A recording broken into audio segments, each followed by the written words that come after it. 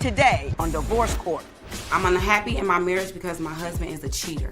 I had 2 babies by someone else because I was just doing me for real. James accuses me of cheating because the ones that do the most assume the most. I don't trust my wife because the whole hood know her. She's too friendly. I would like for the judge to tell James to start respecting me, appreciate me more. I figure she lies in my face all the time because she's scared of the truth. I do not see me spending the rest of my life with him unless he changes. I tell her all the time, like, we ain't even gotta be together. It's her who wanna be together, not me. I want a man that is faithful, that's committed, and that appreciates me like I appreciate him. Divorce Court is now in session. Good day, ladies and gentlemen. I'm here with James Cannon and Aaliyah Cannon. Mr. and Mrs. Cannon, you have been together 5 years, married for 1, and you have no children together, but you have children from other relationships. You are getting a divorce, and in so doing, Mr. Cannon, you want her to pay you $1,325 for things that we will discuss momentarily. But before we do, Mr. Cannon, tell me, how did we end up in divorce court here today? Well, Your Honor, you know, all women want a good man. Yeah. But a lot of women don't know how to keep them. So as far as the simple fact that, I mean, I admitted in the beginning, I was doing what I wanted to do.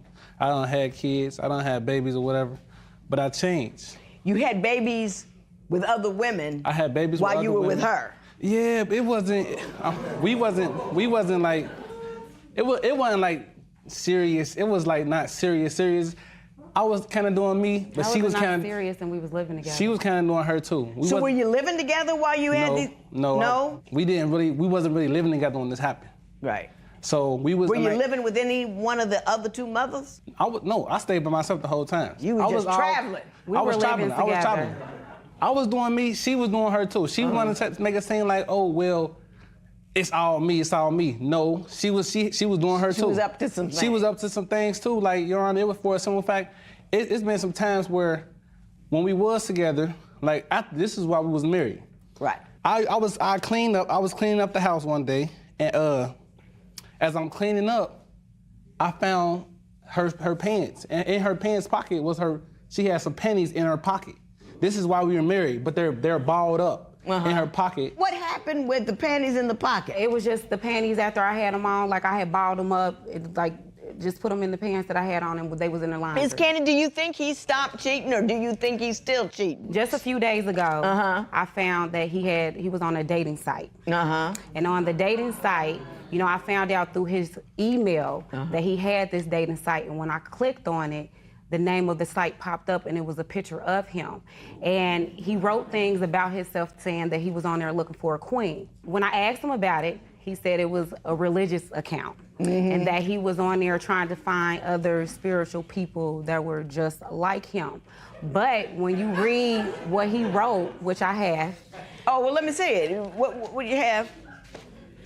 Now, Mr. Cannon, while I'm reading what you wrote, why don't you explain why you wrote it? Your Honor, I'm on. We all got a regular. Now we all be on sites like whether they're like. Everybody don't do dating sites. No, not dating site. I mean, it's just another site that everybody be on. Like, it's like, you know, people got Facebook, or then they got other. No. Let me read what he said, Joe. I'm fun-loving and free. I'm a provider, and I am the head and not the tail. I've grown a lot over the years, from being in the streets to being saved and praising the Lord. I have a great testimony that I will carry with me forever. My story is beautiful. I'm just looking for a queen to share it with. He put that he was divorced. That's not really cheating, Your Honor. I mean, everybody it's the same as having a Facebook. That's like, everybody got Facebook. Looking for a queen? That's exactly what I said. That's saying I want a woman. Yes. And you said I'm free, and you're not free. You're married. Yeah, you're hollering God and lying at the same time. Yeah. Thank you. You might be right about that. There you go. I know I'm right. It just at certain time, but I have plenty of reasons why I feel like I need to be looking for other things, because she's not giving me everything that I need. What is she not giving you? No. I mean, what is she not giving you? It's been plenty of times where, like, I done changed, Your Honor. I mean, I changed a lot. Like, I used to sell drugs. I used I used to cheat a lot. I used to have a lot of different women. You were just now out he there. slowed down. I used to sell drugs. I used to cheat. I used to smoke a lot of weed. I used to drink. I used to just go out. I used to just do everything. But as I got saved and put the Lord first, and He delivered me, it's like I changed my life because He showed me a different path.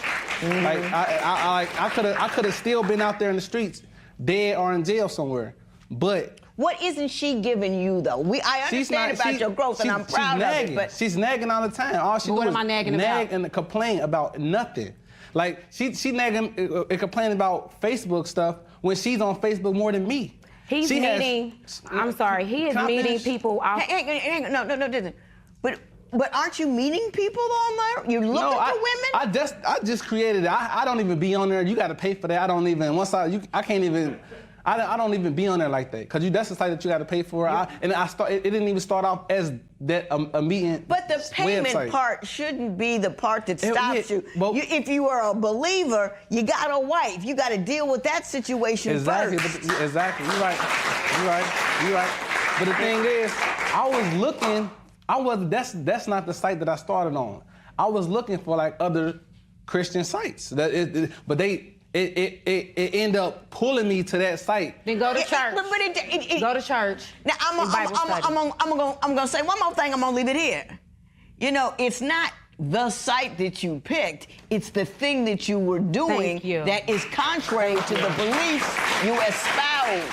That's all I'm trying to say. I understand. So, but my understanding is you believe she has been unfaithful as well, and that's what I want to talk about ma'am. now. Well, I'm getting to pick her up. And as I'm at the corner of the driveway, Aaliyah is pulling up with another guy in the car. Like she didn't expect me to show up early. Right. So I'm looking at her dead in the window, in the front window. I see her like she's in the car with another guy. But once they saw me, they back out the driveway and shoot down the street. Ms. Cannon, did that occur?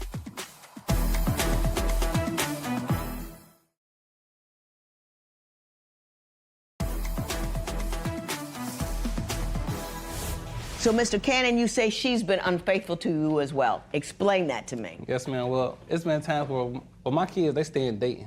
That's a whole nother city from where I live, because I live in Cincinnati, Ohio. My kids stay in Dayton. It was one time where I had dropped Aaliyah off at her aunt's house, which is like in Cincinnati, right around the corner, and I had to drive to Dayton to take my kids back. Right. So by the time I would have got back to her, it would have been like 2 hours, something like that. So as I'm taking my kids back to Dayton, I came and picked her up a little early, and when I'm getting to pick her up, I'm at the corner of the driveway, and as I'm at the corner of the driveway, Aaliyah is pulling up. She was just now pulling up with another guy in the car. Like she didn't expect me to show up early. Right. So I'm looking at her dead in the window, in the front window. I see her like she's in the car with another guy. But once they saw me, they back out the driveway and shoot down the street. I'm like, oh, so she's trying to run. So guess what? I hopped in my truck and I pulled up on her. I sped down the street. Now we got a high-speed chase. Yeah, we on a high-speed chase. Look, we chase. I'm chasing her, and I'm looking dead at her. So they at the light now. We stopped at a red light. I pull up on the side of the car. I'm looking dead at her like, hold on, Aaliyah. I'm honking my horn and everything. She got a hood on, and then she looking the other way. So I guess she thinks she invisible. But I know her. I know how she looks and everything. And I'm like, so the guy ran the red light.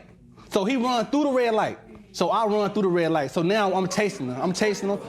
The guy actually busts a U-turn in the middle of the street, fly back up the street, past the police station. I'm like, you know what? I'm not about to keep on chasing them. I stopped chasing them. I'm like, you know what? I'm done. I'm done with her. I don't know. Me and the rest of the driving citizenry appreciate that. It was a full-blown high-speed chase. Ms. Cannon, did that occur? No, it was not even me in the car, and I keep telling him that. I keep telling him that. Like, no lie, it really was not me in the car at all. Like I told him, do you know that there was a high-speed chase that began where you lived? No, he told me about it, and I was down the street. Like, I had walked off. I had went to the store. Like, I came back, and like my aunt telling me, like, oh, JJ was outside, and he pulled off real quick. And I'm like, okay. So then when I called him on the phone, that's a lie. he told me to go back to that you was just with. I'm like, what? I wasn't just with nobody.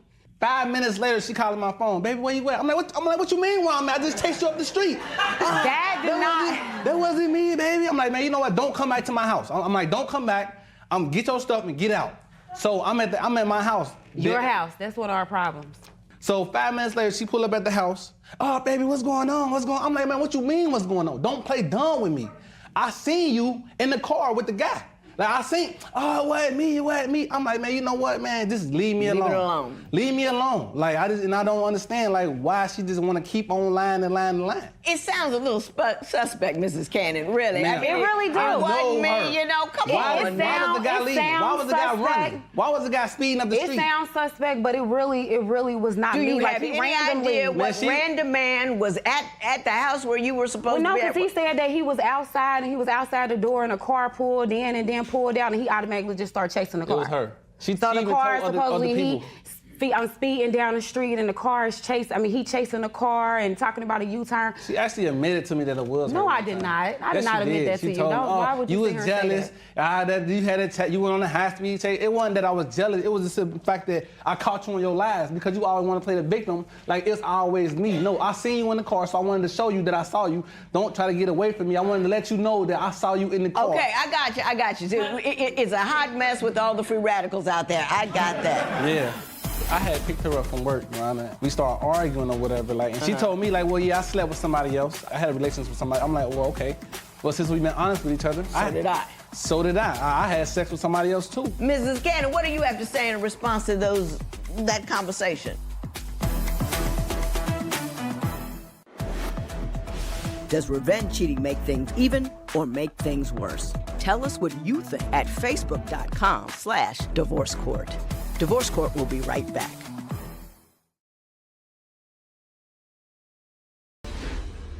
There's another significant issue in your marriage that I think we need to address. Mrs. Cannon, I understand you want to have another baby. Is that accurate? I would love to. You would love to? Yes, ma'am. But between you already got 12 children? Yes. Okay. Now, how many are yours? I have 5. You have 5, and you have 7. Yes, ma'am. Okay. I take it you don't want any more. Nah, I'm cool. I'm glad. I love my 7 that I got, but I don't need no more right now. Why do you want to have another one, especially as rocky as this situation is? Well, I would love to have a baby by my husband. Like, it would really be something nice for me to have, but I can't have kids. My tubes is tied. So that's why him having them 2 kids on me bothers me as much. Do you think that would solidify the marriage somehow, to have kids with him or something? Well, no, I don't expect for a baby to be able to fix anything, but that was in the beginning when we first got together, you know, that I wanted a baby. Right now, if we would had a child, it probably would be terrible because we probably be battling back and forth about this child. But the problem that I have is the fact that I cannot get over the fact that he had 2 kids on me. Right. You know, like, it's very hurtful. Not only did you have 1, you turned around and you had 2 of them by the same chick. You know what, Your Honor? It's like, the thing is, her tools is tied, and I'm a guy, so, I mean, my tools ain't tied, so it's like... What does that have to do? Hang on, let him finish. If she cheat and do what she want to do, won't nothing happen. Like, no matter how many guys that she mess with or sleep with, she won't get pregnant. But if I go out there and have sex, it can only be one time, and it can be like a baby. Like, it's not like something that I planned on happening. There's 99 million different forms of birth control out there. Yeah, but that's not my. Oh, yes, it is your responsibility. Yes, it is. It is your responsibility. Thank you. If you don't know that woman, if you don't know everything is cool, you cover it up. You don't bring diseases home. You don't leave kids littered out there. You cover that up. You're responsible for that. I understand. I'm talking about it's not my job. Please. No, I mean, I understand that. I mean, but I take care of my kids. I love my kids. I didn't know. But it's the fact that you had the 2 kids on me. That isn't the point. I mean, you should take care and love your children, but you also should be responsible not to create them and have if that is not appropriate under the circumstances. That's what I'm telling you. You're right, Mom. Mr. Cannon, I understand you finally filed for divorce. What brought that on? It was one time, Your Honor, it was like, well, I had picked her up from work, Your Honor. As we got to the house, we got into an altercation. Like, so we started arguing or whatever, like, and she told me, she admitted, like, well, yeah, since you want to keep on talking, yeah, I actually had sex about I was accusing her of having sex. What did you say to me before I said that? I'm gonna get to you. The first time, look, that's what she told me she had sex first. She told me, like, well, yeah, I slept with somebody else. I had a relationship with somebody. I'm like, well, okay. Well, since we've been honest with each other. So did I. So did I. I had sex with somebody else too. Mrs. Cannon, what do you have to say in response to that conversation? In the midst of us arguing, you know, we saying things to each other. You know, he's saying bad things. And then you know, all I'm of that saying bad came things. up. But when he said it, it crushed me because I know for a fact that he probably more than likely actually really did it. And you just said it for a fact. And I just said it, you know, just to make him mad, but don't get me wrong. She told me she had relations first. I got it. I got that part. But don't get me wrong, like, I don't want to make it seem... Yeah. I see we are completely and utterly off the cliff. I get that. Know why we're in divorce court. Now I want to talk about the money. What would you do if your partner had a baby with someone else? Share your opinion on Twitter and Instagram at Divorce Court. Divorce Court will be right back.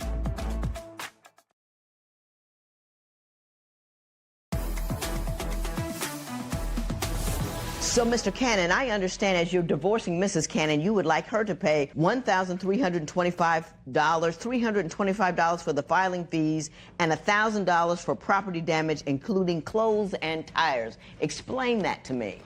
Well, Your Honor, I actually did go down there and file for divorce, and I had to, because I felt like it was her reason that I filed for divorce. I wanted to get it over with, so I went down there and paid $325 for us to get a divorce. And out of anger, she ripped my clothes up.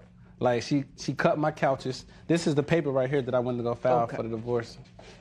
Do you have anything to show me the nature of the damage she did or what she did it to? I probably have pictures on my phone about what my couch is that she ripped up. What do you have to say about that, Mrs. Cannon? Well, when he told me that he had relations with that woman, the outfit he had on, I tore it up. Them shoes he wore that day, I tore it up. I mean, I wanted to tear up all the clothes in the closet for real. I wanted to break the TV, the fish tank, the whole nine I was mad. But instead, I just tore up the outfit that he had on for that day. So the shirt, the pants, the shoes, and I did tear the couch, but that's both of our couch. Like, how you gonna try to charge me for something? That's not both of our couch. I paid for it myself. Anything that you purchase while we're married is both of ours. What are you talking about? She always trying to claim something Believe it or not, I have a glancing familiarity with the law, so I think I got that part, okay? Anything else you want to say? No. Listen, here's the way it goes. You filed for divorce, you paid for the filing. That's what she's going to have to pay for her side, her attorney, all that kind of stuff. You want to get a divorce, you paid for the filing, that's it. She doesn't owe you the money for the filing because you believe she's the reason that you filed. You did quite enough dirt on your own, by the way. Number two, you can't tear up somebody else's stuff. Can't do it at no point in time. But the outfit that you had on probably has very little, if any, value. But I'm going to just do a little rough justice because it's wrong to tear up other people's stuff. I'm going to charge you $100 for that, then pay him for his stuff. You don't have to pay for the couch. The couch was jointly owned. She tore up her own stuff. That's fine. But you can't be tearing up other people's stuff. Can I say this? I know you got... I'm so glad y'all getting a divorce. It's so good for you to be done. And I want you to be happy and move forward. Don't think about all the things that he's done for you now because you're putting a period on him. It's over. Women tend to ruminate on it, how it happened, why it happened. Doesn't matter anymore. He's just another dude off the street to you now.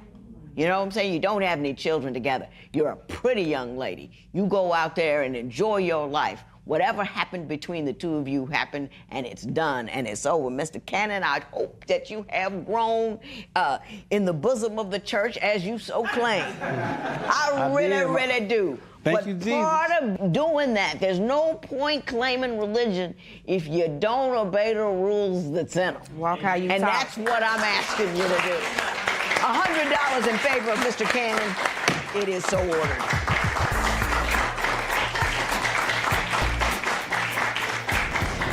I would have hoped things would have got better between us, but I know as a woman how I'm supposed to be treated,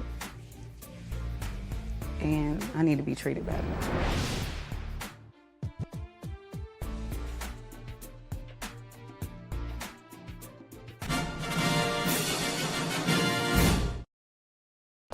Today on Divorce Court. The thing that bugs me the most about Yakub is he loves to argue. He will not give in. I want Cherie to stop letting people interfere with our relationship and let me do my thing. He's right, I'm wrong, and there is no common ground. It's always turned into an argument or a fight. When my family asks me about babies, I feel uncomfortable in front of her. If he wants to have children, then that is a deal breaker for our relationship. I thought about proposing to Cherie, but the situation started getting rocky, really rocky. Divorce court is now in session. Good day, ladies and gentlemen. I'm here today with Cherie Chambers and Yaku Little. The two of you have been together for 7 years. You don't have any children together. You two have substantial issues about what you want out of a relationship and whether or not you can stay together. So, Ms. Chambers, I'm going to start with you. Why don't you tell me about your relationship and why you're here to see me today? In the early 2000s is when I met Mr. Little. We were co-workers. We worked at the same company for about 5.5 years. And then the company had ended, and we ended up going our separate ways. My understanding is that Mr. Little came in and rescued you a bit when your situation was not good. Tell me what he did. Yes, he did. When I met, we talked for a while, and I was just letting him know that the women's shelter that I was staying in wasn't a place that I can concentrate and really focus on doing what I need to do to get back on my feet. So he offered his place to me.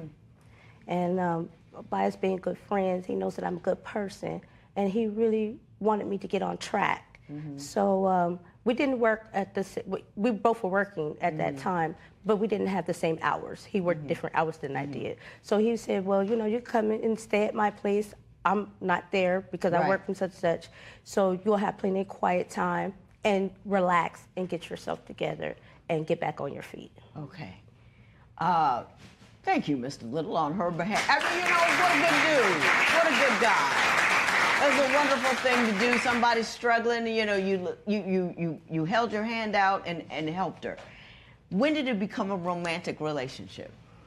It became romantic, I'd say about maybe 2 months after staying with each other. We came to realize that we have a lot in common. The most thing that we have in common is our birthday's on the same day. And we never even knew that. Never knew that our birthday was on the same day. But we love doing the same things. We like to go out and have a good time. And we love life. So we both have that positive energy between each other. Mr. Little, is there anything you'd like to add about what's going on so far? Basically, yes. Everything she said was basically correct. Right. And everything. I mean, I see she was a good person, and we had, like she said, we have a lot in common. So therefore, I figured that, you know, since she's down, let's go for it. Let's go for it. Yeah. You know, let me help her pick up. Right. You know. You say his family cannot stand you. Why is that? Well, in the beginning, they did like me, but there was an issue that happened between us. It happened with children, and certain family members ended up blaming me for what the children did, and so there was nothing that I could do about that. But since that incident has happened, that has put a rift. You don't have to be specific about what it was, but did it cause somebody physical harm? Was it economic harm, or somebody lied? What type of infraction are It was we a talking lie, about? and then it hurt everybody's feelings. Gotcha. Mr. Little, do you know what we're talking about? Yes. How does your family feel about her? Well, I ain't gonna say everybody, and I ain't gonna say family. It's just certain family members. Right. You know, in the situation that went on, you know, I tried to, you know, better the both of us by, you know, try to come together and try to iron out the situation, because basically it was a big misunderstanding. Right. You know, and we got to have a bigger and better understanding on what's going on. So what I tried to do is basically just try to iron out the situation so we could be, as grown people. Were you able to iron it out? Did everybody kind of get over it? Or? No, he didn't iron it out. His thing was ironing out is just don't talk about it. Let's forget it. Just you forget it. Let's not talk about it. Over time, it will just be forgotten. Well, let me ask you this. My understanding is they won't let you come to any family events. Is that true? That's true. Mr. Little, is that accurate? No. What is the current familial stance on Ms. Chambers? Well, can she, like, if y'all throw a barbecue, can she show? I mean, yeah, most likely in most occasions she can. It's just that. See, there you go. She can. Most of my family or whatever, she can attend to most of them. It's just that. There are a few. It's just a few. I try to, like, you know, talk to them. I try to talk to them basically because I don't want to deal with them the most. Right. And I have to make them and talk to them to make them understand. If she's with me, she's with me. You. Right. You know what I'm saying? Y'all gotta respect that. No, but he still goes by himself. You understand? If she with me, she's with me. But he still goes by himself. I don't go and jeopardize their relationship if they got a problem with their man or female. You know what I'm saying? I don't go there and be like, oh, what is she doing here? What is he doing here? I don't like him or I don't like her. She seems to think that she can't go to any family events. Why does she feel that way? Because she don't feel so. She don't feel comfortable of going off of what's been told to her. But me personally, I go to them people who have a problem with her. I don't have to do it in front of her, but I do go to them and confront them like, look, y'all gotta understand, this is my woman. And wherever she goes, I goes. You know? And we gotta, I love that. And you gotta most likely understand that. I don't need you to be talking about her in front of me and her that make her feel uncomfortable and not coming to any more of my family functions. Given what Mr. Little said, and I believe him, given what he said, maybe you're stuck on the idea that they once were mad and haven't just broached the possibility that you can go now. Might be a little uncomfortable in the beginning, but you can go. Is that possible? I mean, I can go. I'm pretty sure that I can go, but I don't want to go if there's gonna be a fight, a rift, problem. But you don't know that, right? Right. You don't know that. I don't know that. It's got to be more than that one incident. I understand that there are religious differences as well with the family, so I'm going to get off this topic and move on to the religious difference so we can see what's really going on here. When we go around his family, they're like, Yaku, when you going to have children? That's not a possibility for me. And they know. I just want the family to respect our relationship and understand that we're together. There will be no babies.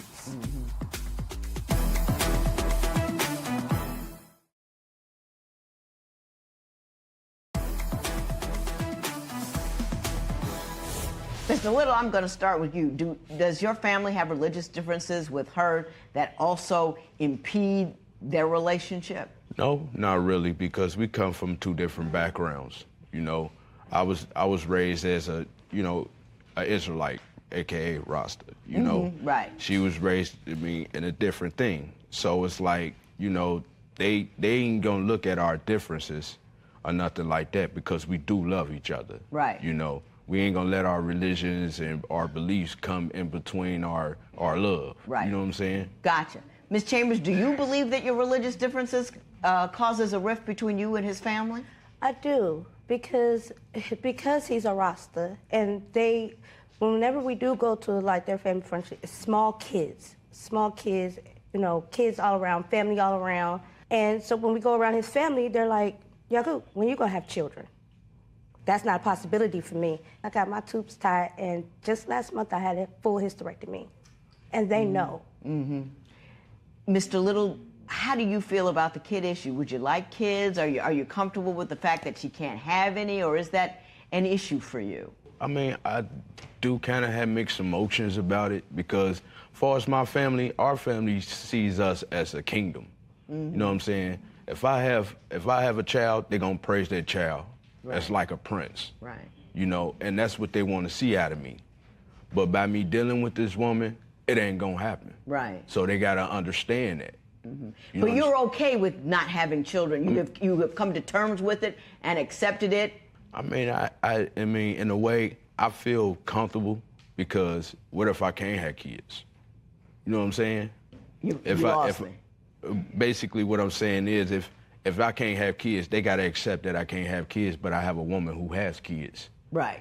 You know, so therefore, I'm gonna take them kids like they mine. Right. I just want the family to respect our relationship and understand that we're together. There will be no babies. He seems pretty solid, though. He seems, very few people have come in here and spoken in such a definitive, firm, and vociferous manner, like, this is my woman.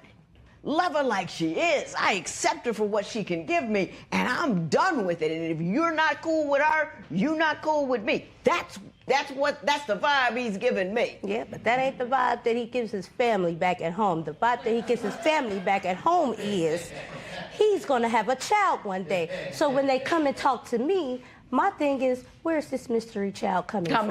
I got you. I want to change topics right now and talk a little bit about sex and why you may not be having as much as you would like. He'll go to work, come home from work, sit on the couch, and go to bed. Won't get in the shower. Well, he's a contractor. You can't bring all that from the outside into the inside. That becomes a problem because I have to force him to do it.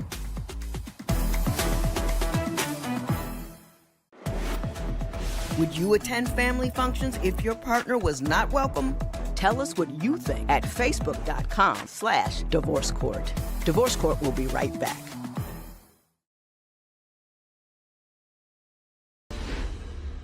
You say that there is an issue with the frequency of sex and there's a reason for it. Ms. Chambers, why don't you explain to me what that reason is? Well, the reason is because in their religion, they're not really too keen on hygiene, like deodorant, soap, stuff like that. And so apparently this is news to Mr. Little. When you don't do, okay, for instance, he'll go to work, come home from work, sit on the couch, and go to bed. Won't get in the shower. Well, he's a contractor. You can't bring all that from the outside into the inside. You get in the shower first before you get in the bed. My mom always taught me, don't you lay in my bed dirty. So I don't want him to lay in my bed dirty. So yeah, that becomes a problem because I have to force him to do it. Mm-hmm. I gotta force him, I gotta tell him, hey. Does he go? He goes once I tell him, but I shouldn't have to tell you. You should do it anyway because you know you stink. I'm gonna respond to that. Okay, go right ahead, sir. Now, for us the sexual thing about it, I don't think we have any problems. The only problems that we only have when we, on the sexual side, is her condition. She just got out of surgery, so I can't do too much. Right. You know, she just had a hysterectomy down there. You right, know? I got you. I can't do too much. Right. So I got to be careful of what I do, or it's gonna hurt her. Basically, as far as the hygiene thing goes, I don't even know what she's talking about on that. Right. Because, the hair. I do. What they got to do with my hygiene and stuff? My hair is my hair. Because if you don't wash your hair, you smell like sweat. Dreads build sweat. Dreads are hot. Mm-hmm. So if you don't wash them on a regular basis, you smell that. Mm-hmm. Mm-hmm. Do you care to address it, Mr. Little? You don't have to. I'm gonna address it because yes, I do. I do wash my hair. I do keep my body clean when it's possible, when it's needed, you know. But I do get in the shower. I do all of that, you know. Right. I don't have to have her permission or her say so to go get in the shower. I'm 35 years old. I should know how to get in the shower myself. Uh-huh. You understand what I'm saying? Sometimes you need a tap and reminder. So therefore, I don't need her approval to go get in the shower or have her to tell me to do stuff like that. You know? You do it on your own. I do it when I want to and when I do it on my own. You know what I'm saying? So therefore, if I need to get in the shower after I get from work or whatever, having dust and fiberglass and stuff on me, of course I'm gonna go get in the shower. Right. If we're going anywhere special, I am gonna get presentable and jump in the tub, you know? But I know he said anywhere special, so it's not as often as you would like. I get where you're going. I get what you're saying. The last thing I want to talk about is the elephant in the room, which is she wants to get married and you haven't done it in 7 years. We're gonna figure out why and what, if anything, we can do about it. What would you do if your partner's hygiene was a problem? Share your opinion on Twitter and Instagram @Divorce Court. Divorce Court will be right back.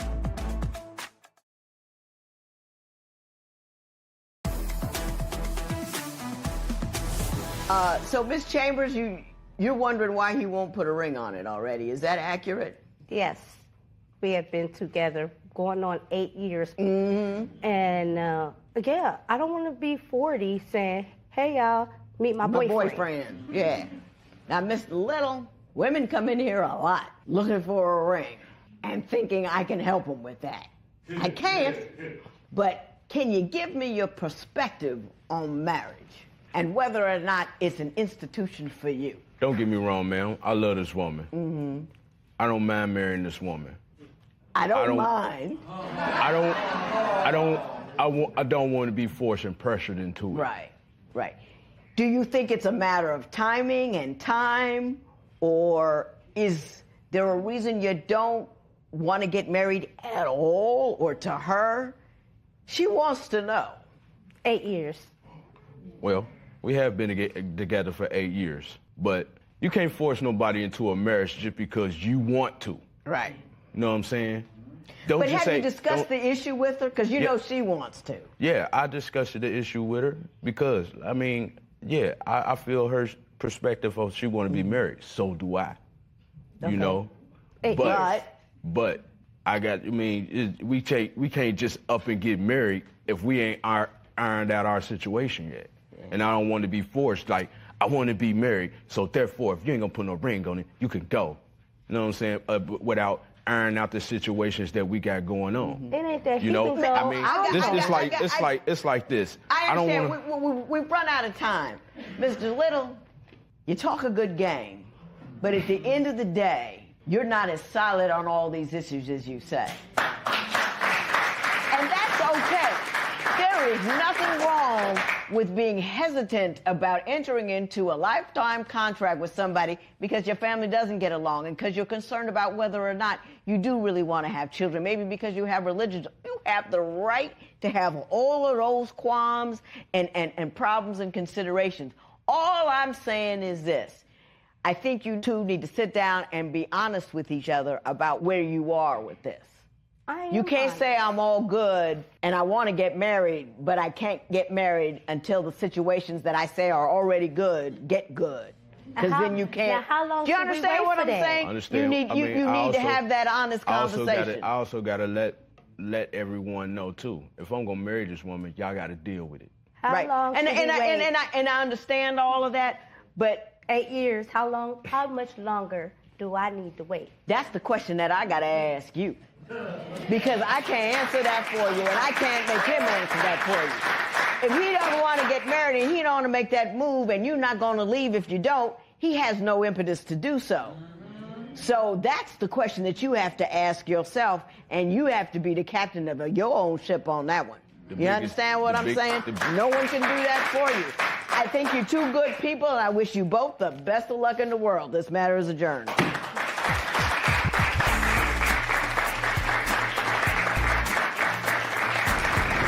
By the end of next year, if he's not ready to get married, if he still is undecided about children, then I'm gone. I'm gonna try to make this work after this 1 year. If we can't make this work after 1 year, then we both need to go our separate ways. But still, I don't want no bad blood between us.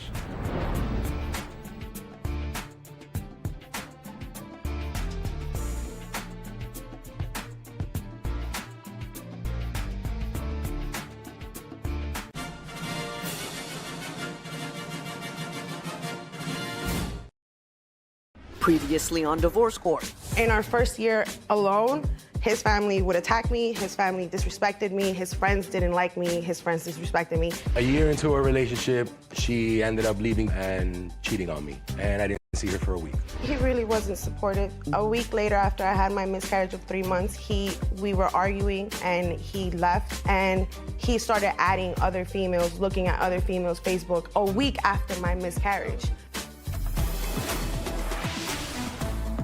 Divorce Court is now in session. Good day, ladies and gentlemen. Once again, this is a continuation of the matter of Jonathan Chavez versus Kelly Condori. We have discussed a number of matters, very difficult emotional situations. I have called Karima Capret here, who is Mr. Chavez's sister. A great deal of the problems in this matter, I think, is the hurt that Ms. Condori felt throughout the relationship from your side of the family because she did not feel accepted and that she felt her son was alienated and distanced. Ms. Capert, I'm going to talk to you. Tell me a little bit about what your family felt, why they felt that way, and how your interactions with Ms. Condori evolved. Okay. As mentioned, she came into the picture, was pretty like surprise on all of us. He was in a relationship, which, yes, granted, we all got along with the other girl very well. I think on behalf of all of us, it was more so the affection towards the child. When a child is involved, it's hard. I'm sorry. So that's where it hurts me. You know, now you're in the same predicament. I guess it wasn't that we didn't like her, but her attitude was very, I've been in this picture. You guys just don't know who I am. I've been a high school sweetheart. You know, so that's when we were just like, we never heard of you. We don't know who you are. They felt very strongly that they didn't want us to speak with the ex. And, you know, it was hard on us, you know? Right. Were you less than welcoming to her son, though, Ms. Condori's Honestly, son? I don't believe I was. She was. Okay. There's more. Okay, Ms. Condori, why don't you tell me your version of that story, of those events? All right. What she just said, the quote of me being a high school sweetheart, is when me and her started talking 2 years prior already in our relationship, I told her that. This is 2 years already. We're going on to a year and a half. I got you. Tell me a little bit more about the things that his family said or did to you that made you feel so unwelcomed. All right. It's not particularly Miss Cabret. It's more of her brothers. Her brothers were really disrespectful. They would come into the house and not give a crap about what I have to say. They would... When you say they don't care what you say, give me an example. As in, like, his brother came upstairs, asked him for something, and he denied it. Jonathan Chavez denied it. Said no? No. We closed the door, and his brother then proceeded, as my son was sleeping in this apartment, proceeded to kick the door multiple times because he was upset with what's going on. I opened the door, and I came launching because it's already 1 o'clock in the morning. You're banging in my door. My son's sleeping in the apartment. There's no need for you... Did that happen, Mr. Chavez? You didn't take care of that her situation? son was, we had like a railroad apartment, so her son was sleeping in the far end of the apartment. Now, my thing is, if I have we're only dating, we're only going out at this time. We're not married. If I'm having a discussion or yeah, that's not your place. It's not, ma'am, but that's my apartment, and my son is living there. If I would have done something like that to any of them, I would have been the bad guy. I'm telling you what works. Your life ain't worked out. I've had 4 stepsons, a husband, 30-year marriage. I'm gonna tell you what works. It doesn't work when a new girlfriend jumps on family. Don't work. You know what I'm saying? Yes, ma'am. Ms. Cabret, I'm going to talk to you, and then I want to move forward on to another topic. Go ahead. You hit it right on the head. That's two of the things, pretty much. One is the fact that she gets into sibling fights, which to me, and I've told her this before, I've told him, I tell my brothers all the time, we fight, we're family. At the end of the day, we're going to start talking an hour later, 2 hours later, a day later, whatever it is. We're brothers. That's how it is. When she would get in it, I feel like now you're making it worse because now he's going to defend you. Now he wants to fight for you. Right.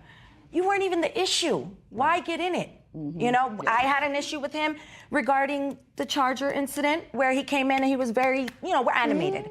So as you can see. So he was slapping his hands and talking regarding with my son. So I got in it. I said, look, I'll help you out. I got you, Gordo. I got you. Then, me and him started arguing. She got in the middle of it. And I was just like, you are a loud and poppy family. And you get loud and you pop off. Yeah. And all I'm trying to say to you, Ms. Condori, I've been the interloper. And whenever they got into it about something that involved me, I'm tiptoeing out the back door as quick as my little feet can carry me. And I'm just saying, I'm not mad. I'm just saying, just absorb this. It's a better way to do business. When she would tell me, like, oh, you're not defending me or they treat me like this, obviously I would tell my brothers, like, yo, you're disrespectful, we would get into it. Was he supportive with his family, or do you believe he really didn't stand up for you?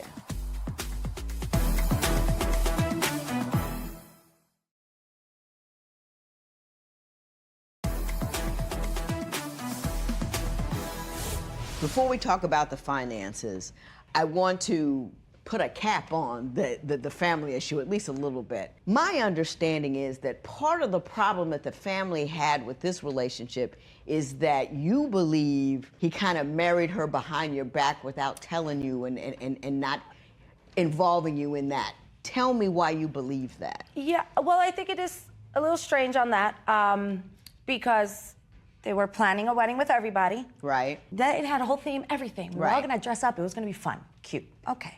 All of a sudden, I guess almost a year after their marriage, once again another fight, and it comes up, she's my wife, or he says, that's my husband, I think it was, something like that. So you guys will never know, or it was just some weird statement that we were all like, what? You got married? What do you mean? When did this happen? Yeah, Mr. Chavez, we're a year now. What happened? And then Ms. Condor, I'll ask you, what happened? A lot of people were putting input. Usually females grow up, they know what they want and how they want to get married. All these things. I'm all for it. You know, I want to make her happy. But a lot of people, like I said, I know a lot of people. So the closer ones were putting a lot of input and trying to tell her to tweak things and stuff like that. And she just was like, sick of it. we're not gonna do it. Let's just go and get married civilly. Okay. Right. With all this, there was still the problem with, me. I defended her. So I would have, me and my brothers would be always on edge with each other. All over the wedding. Not over the wedding. No, this is just several things throughout the whole time. When she would tell me, like, oh, you're not defending me, or they treat me like this, obviously I would tell my brothers, like, yo, you're disrespectful, and we would get into it. Ms. Condor, was he supportive with his family, or do you believe he really didn't stand up for you? He was supportive at some point, and then he'll like, when I talked to him about it, I just needed to talk to him about it, and he would just give me that's my family. Don't talk crap about my family. Don't talk crap about my family. And I didn't need him to go and react to it or do something about it. You just want to vent. Yeah, that's what I try to tell him. Like, I just want to vent to you. You're my best friend. I should be telling you these things. But he didn't want to hear it. Now, when you vent about his family, do you vent like, I'm so frustrated with them, or the, yo, blah, blah, blah, blah, blah, brother? No, I wouldn't. Which way did you come? It would be both. It wouldn't be like, your brother's this, that, and third. No, it would be like, why is your brother doing this? Like, I would tell him specific, like, which one. It wouldn't be like, your whole family's this. No, it would just be like, why is your brother's doing this? Why is your brother doing that? Why can't, you know what I mean? It would be specific, but it's just me venting to him. And then when he would defend me, it would be, we would get into arguments afterwards, because I'll be like, why did you do that? If you want to vent to somebody about what's happening, you don't go in, why would you do that? You know what I mean? It's all about tone and tact. It's about your brothers are doing this, and I don't understand. It's hurting me. Please, you know what I mean? Because when you come with a why is somebody and what-da-da-da-da, that's an attack on personal family. That's attack on him. He's defensive. His adrenaline starts to going, and he wants to fight. So it doesn't give you the response you're looking for. I'm just trying to help. I know you feel beaten up right now. So I'm gonna leave that alone. I want to switch topics altogether and talk about finances, and then we're going to try to conclude this in a manner that makes you not feel like you're shattered, because I don't want you to be shattered. Every time I would give him some money, like, to pay rent, he'll be like, oh, we're going to double it up. We're going to double it up, and I'll pay rent later. I already knew we were at $3,000 of deficit because he wasn't paying rent. They're going to ask me all these questions, and I don't have the answer. You don't have the answer. He's the one with the answer, so why don't you go?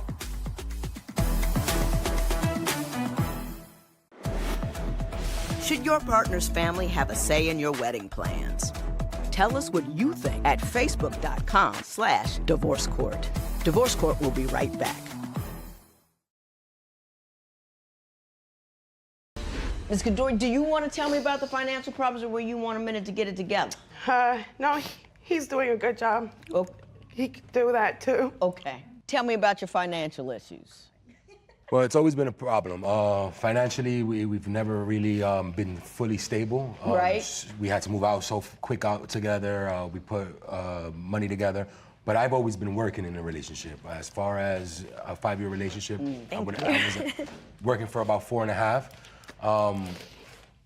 she likes to live lavishly in the sense of like going out to eat or going to the movies. She has a son. You know, she wants to be able to dress well, decent, you know, to go to school or get haircuts or whatnot. And I would do these things. I would do these things even when we didn't have sufficient amount of income. We would get backed up in rent because I would do these things. And the fights would continue, and I wouldn't be able to keep a job. Ms. Condori, tell me how you felt in that circumstance. The problem with our financial problems that I didn't know, like I didn't pay mind to it, is because every type of money, it could be a quarter in my pocket, he will want it. You have to give me that. Okay, I had no problem because yeah, he's right. You're my husband. If I want something, I'll ask it. I have no problem. I'll do it. You know what I mean? But if you are over here telling me, if I ask you for a $30 trinket that's gonna be laying in the house and you're like, okay, let's go buy it. And then at the end of the day, you're like, we have no money because you wanna live like this and you wanna buy that. Yeah, it's gonna be an issue. You have to let me know. You have to communicate with me and let me know where we at in money-wise, so I'm not asking for things. Or you could just easily be like, no babe, we can't afford it. And I would understand because we have to pay rent. Yes, I'd rather. Now, were you big man in it and big time in it? You know, you asked for something. Were you ever just say, hey babe, you know, I haven't got it? Or were you big time? Yeah, baby. Occasionally I would tell her we didn't have it, especially when I wasn't working. And that was the problem. Like, I would have these jobs and she would cause arguments at 3, 4 in the morning, knowing I had to wake up at 6 in the morning, and feuded arguments, kick me out, where I have to be up at 6 in the morning to go to work. To go to work. And then there was even one time that she had to go to an appointment for housing, and she told me to go, and I was in the middle of break, and I was like, I can't make it. You know, I mean, you're not working. You could go a little late to work because at that time she was working, but she didn't go, or what happened? She said she's not gonna go, and that I have to go because at the end of the day, if not, then what happened there, Ms. Condori? He wasn't paying rent as it was. He kept giving me the runaround every time I would give him some money like to pay rent. He'll be like, oh, we're gonna double it up. We're gonna double it up and I'll pay rent later. I'll pay rent later. And I was like, okay. Now at this point, I didn't want to go to the housing appointment because I already knew we were at $3,000 of deficit because he wasn't paying rent. So how do you expect me to go and go show face and they're gonna ask me all these questions and I don't have the answer? You don't have the answer. He's the one with the answer, so why don't you go and show face? I gotcha. I'm gonna turn to the money that you're asking for. I'm gonna talk about the things that you want her to return to you, address that briefly, and then I'm gonna say as much as I can say to help as much as I can. How should you communicate if your partner's family is difficult? Share your opinion on Twitter and Instagram at Divorce Court. Divorce Court will be right back.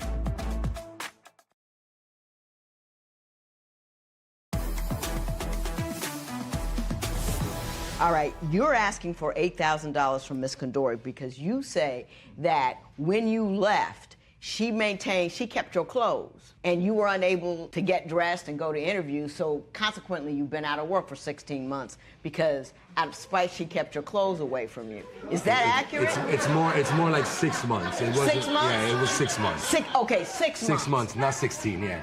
Oh, you know you're right. Okay, so thank you very much.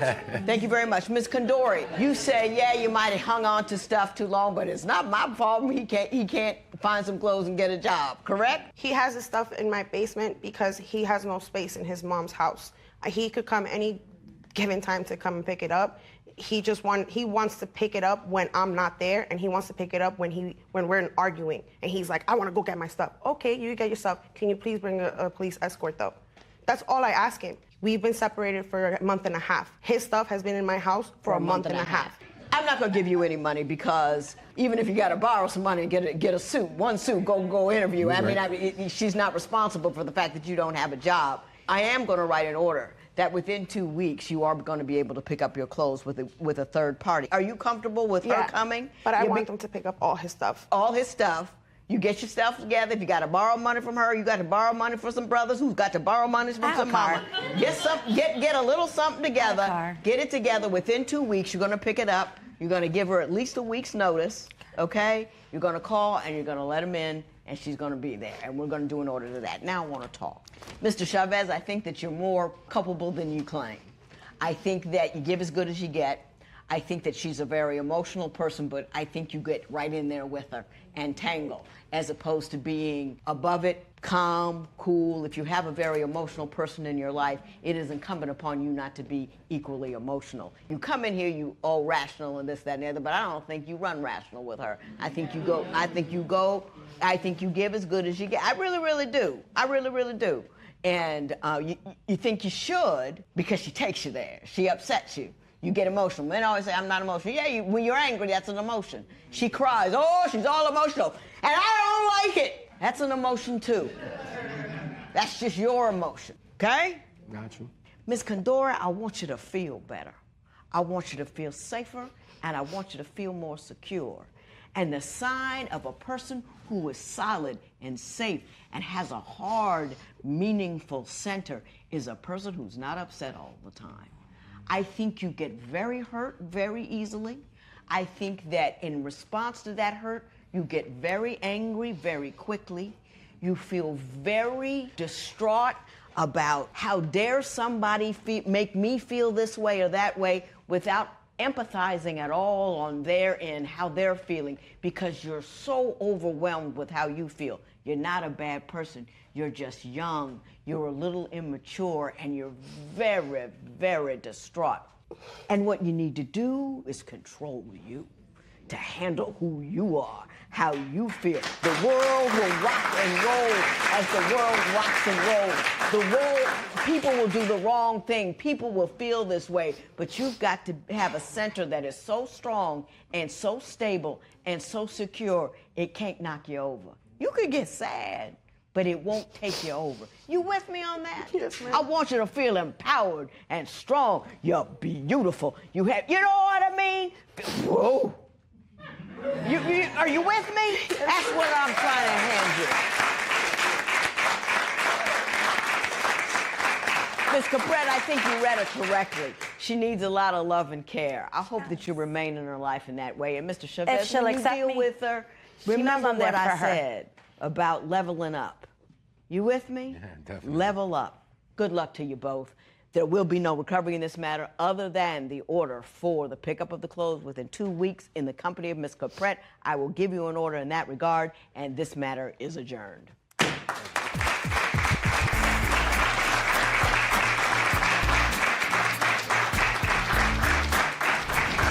It is what it is now. It's a little late. At the end of the day, we could have probably taken a little slower, more communication between us on what we wanted. Been 15 since we were 15. So yeah, he's my best friend. He's all I know.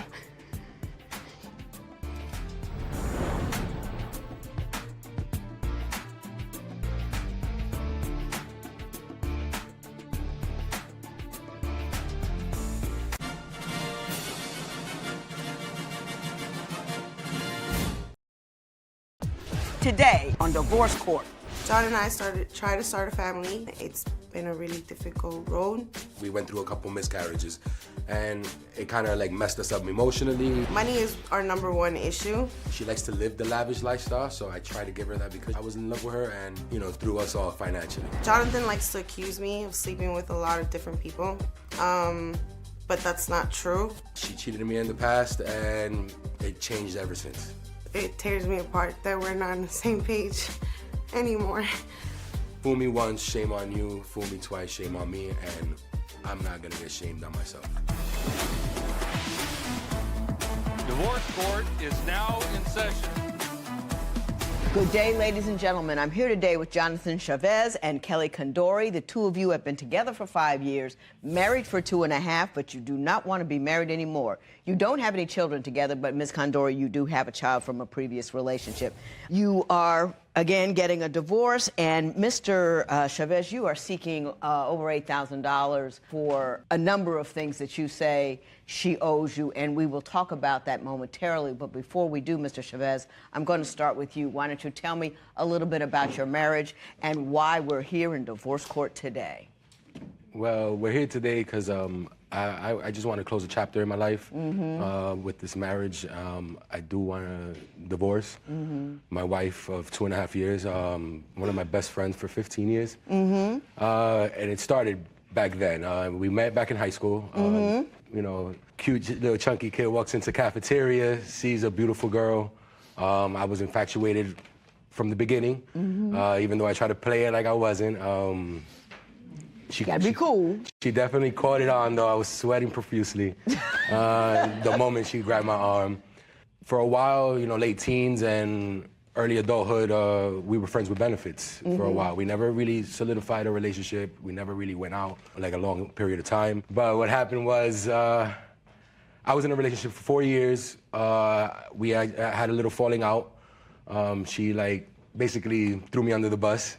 And now, which she are you talking about? The one you with the relationship? Okay. My wife at the time, she wasn't my wife at the time. I was in a relationship with another girl. Ms. Condori over there.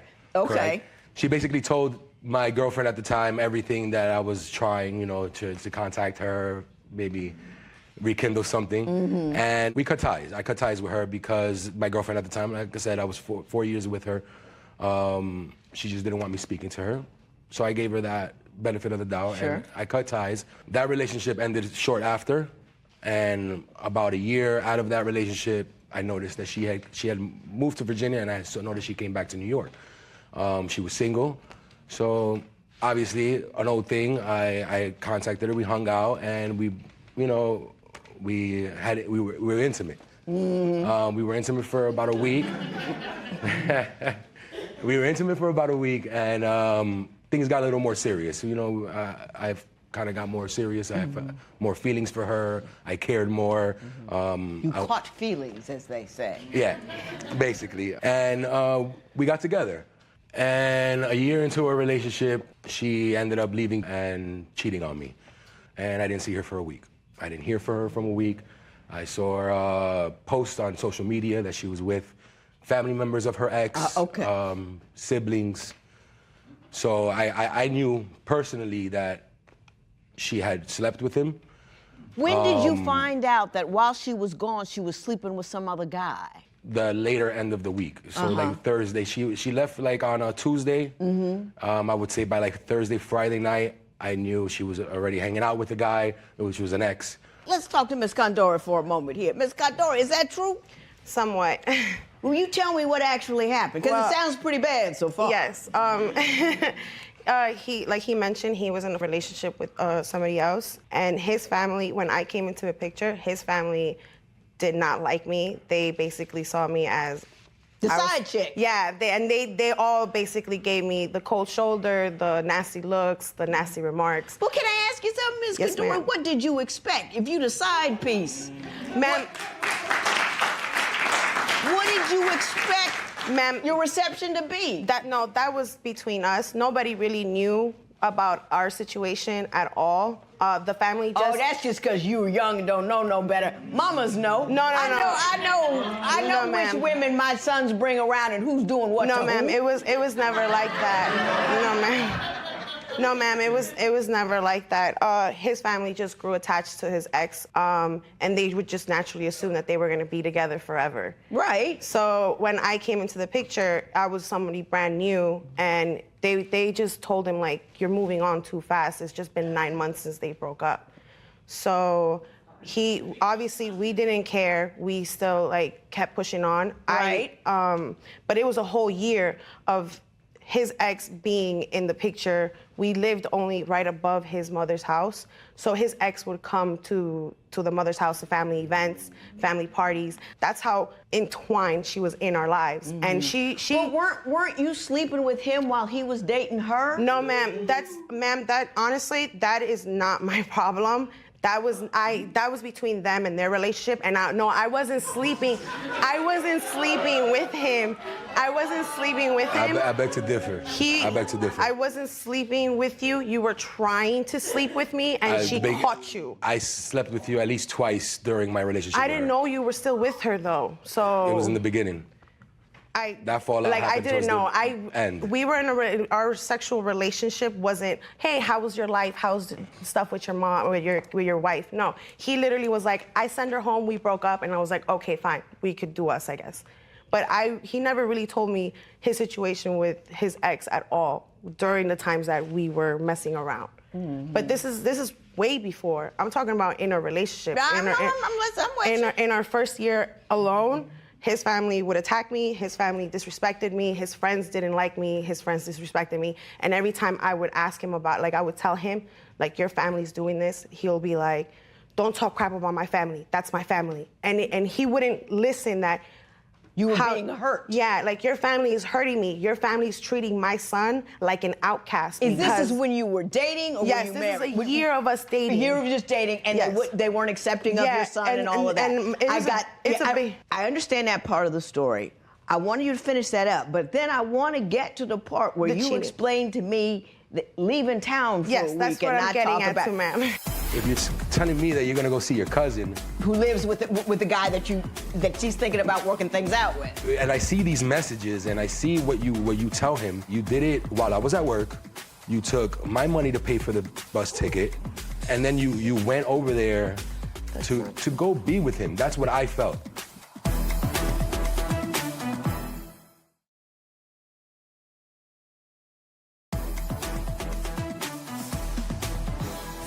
So, Ms. Condori, why don't you tell me how the relationship with his family progressed, and then end with the story about you leaving for a week? Well, it got worse, and within that year, it got really worse, and it affected me a lot because it just they showed it to my son. Mm-hmm. The whole disdain, the distance dislike. And everything. Yeah. So he would also show his indiscretions with my son too. Like, he'll try to keep away from him because he didn't want to get too involved with somebody else and have that separation again. Right. So for a whole year, I've been going. I'm seeing this, and this is the whole year that you're dating. Yes, that we're dating as boyfriend and girlfriend, living together as boyfriend and girlfriend. So how long were you going together before you started living together? 2 months.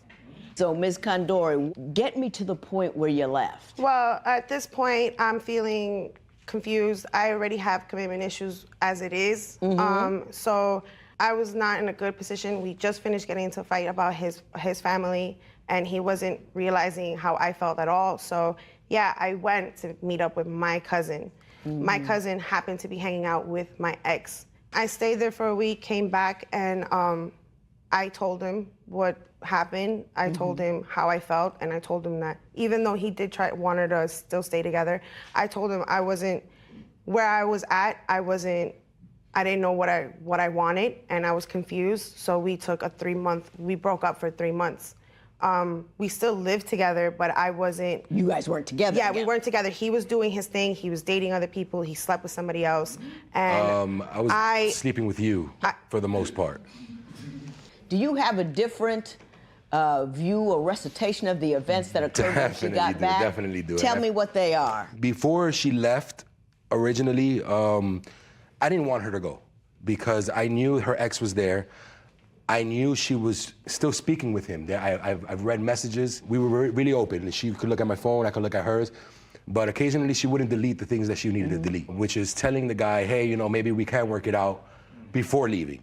So if you're telling me that you're gonna go see your cousin, who lives with the guy that she's thinking about working things out with, and I see these messages and I see what you tell him, I'm not gonna want you to go, and you go anyways, and you don't do it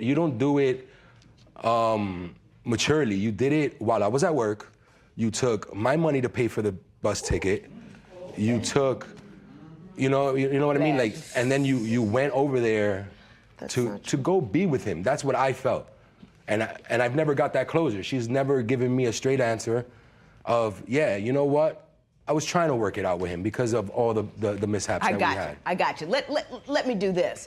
I'm going to give you an opportunity to respond to that, but I also want you to discuss. My understanding is that your fights about these matters are so destructive that it contributed to the end of this marriage, and I want to talk about that.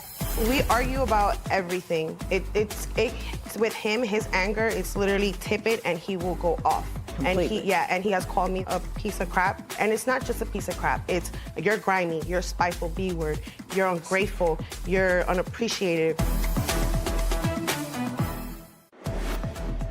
How would you feel if your partner's family did not accept your kids? Tell us what you think at facebook.com/Divorce Court.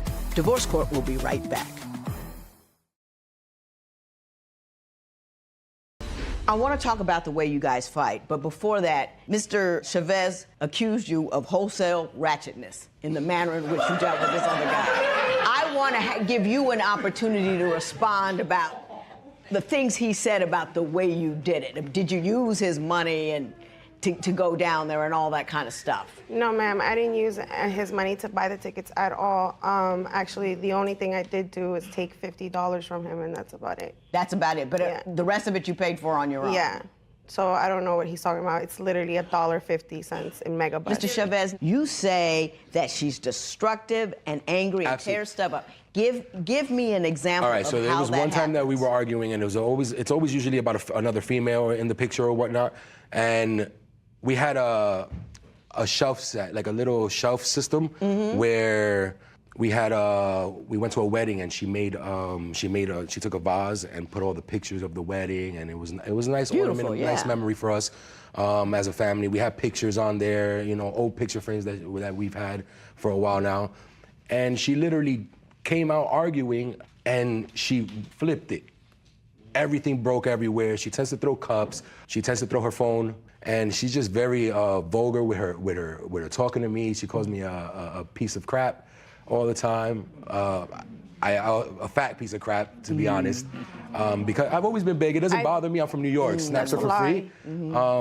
It's what it is. I've been. I got you. Ms. Condori, what do you have to say about the nature of your I've never called him conflict? I've never called him any of those names. Actually, in fact, he's the one that's extremely verbal. He's the one that actually, we argue about everything. It's with him, his anger, it's literally tip it and he will go off. Completely. And he will, it's not, I only call him a piece of crap because he has done it he has called me that so many times already that it has pushed me to the point that if he doesn't care, I'm not gonna care neither. And it's not just a piece of crap. It's you're grimy, you're a spiteful B-word, you're ungrateful, you're unappreciative, you don't do anything. I will agree to. But Yeah, the other but ones. Mr. Chavez, take a step back.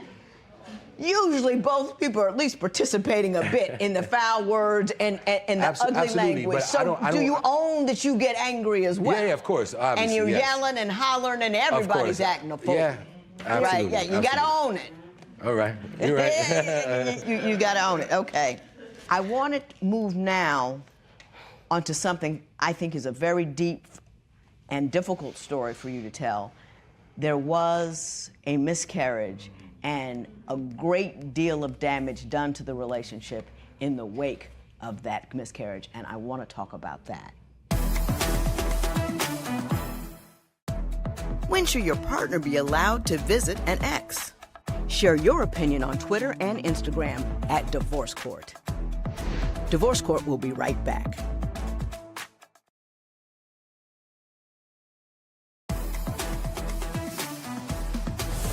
Ms. Condori, I'm going to ask you to tell me about what happened with respect to the miscarriage and how his and his family's response burdened or hurt you. We actually had 3 miscarriages. We've been trying to have a family for a year. Jonathan doesn't have any kids. I know that's his main goal. That has been his goal since he was 16 years old. I had the IUD for 5 years. I took it off, and people usually tell you that you get pregnant immediately. So we kind of held on to that. But every month I would get my period, and it would be a huge disappointment. And he didn't realize that it took a toll on me, because I would get it and he would just be like angry about it, that I wasn't pregnant. That's not true. So it would make me feel worthless. It would make me feel like I'm not doing something right. We got pregnant the first time. He jumped the gun, told everybody. Yeah, we were only 2 weeks.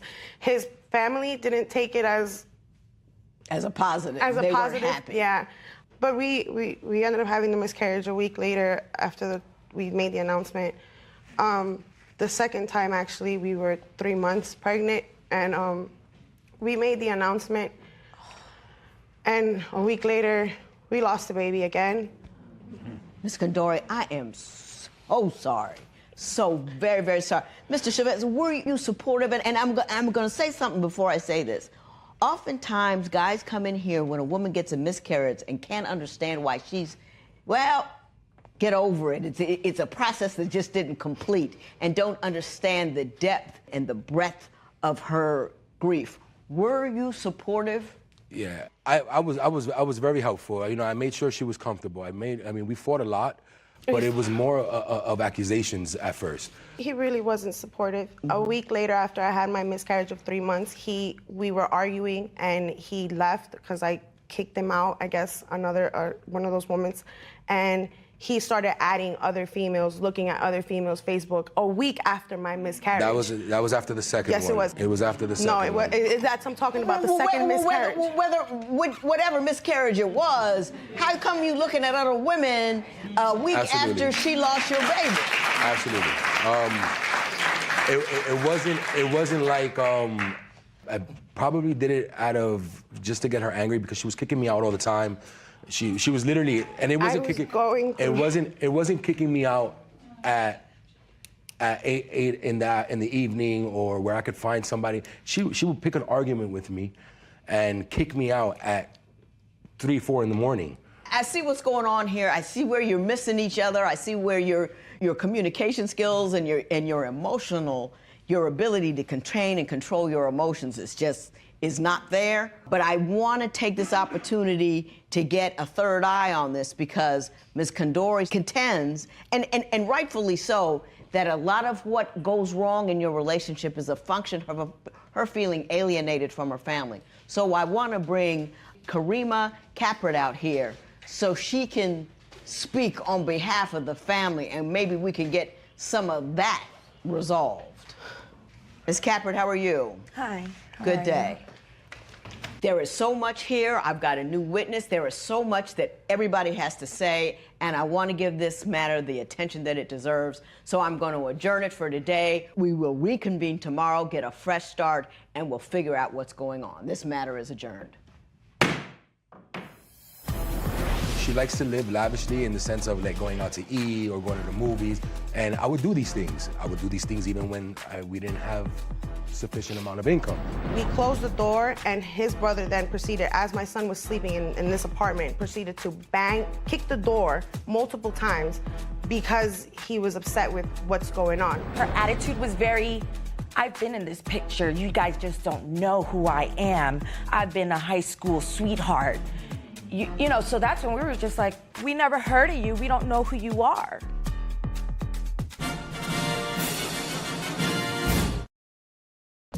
Today on Divorce Court. I'm here because I feel like I won the jackpot when I got Ametria, but I'm a person with low funds. My relationship with Eric has been a huge fraud. I've come clean about my job, my money that I don't really make a lot of. If she wants to be with me, she's gonna have to take me with my faults. Eric needs to stop lying about having a good job and actually get one. Ametria only has sex with me on payday. I feel like I'm the candy bar. If he wasn't so lazy and acted like a man, maybe he'd get more sex. I want the judge to force Ametria to make a decision. Can she deal with the real broke me or not? I want the judge to tell Eric that he needs to man up and be the man that he presented to me in the beginning. Divorce Court is now in session.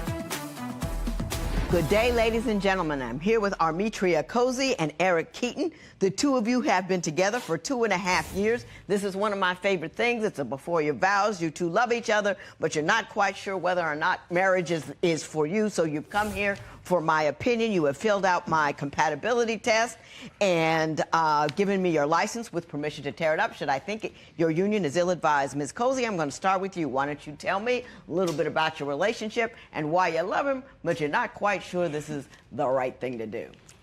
All right, Your Honor. I met Eric in a lounge about 2.5 years ago. When I met him, he was jaw-dropping, took my breath away. He was just the right amount of chocolate, as you can see, just how I like it. He was dressed in designer from head to toe, looking real good. And he had a nice car, and on top of that, the conversation was just endless. So we start to date. He's taking me to 5-star restaurants. He took me horseback riding. I would come over. He has rose petals laid out, candles lit, bubble bath. I mean, the whole nine. Everything a woman could ask for, right? Right. Massaging my feet. I'm loving it. I'm falling. So your dating game is strong. Pretty much so. Very strong. Very strong. I'm a gentleman. I'm from the South. Okay. So when did the petals fall off the rose? Not long after. He's giving me all his time and attention. I was loving it. But you could say he could have won Flexer of the Year because he was just a huge fraud from what I... In what way was he a fraud? He calls me one day, and I hadn't heard from him this particular day, all day. He calls me and says, babe, I'm in jail.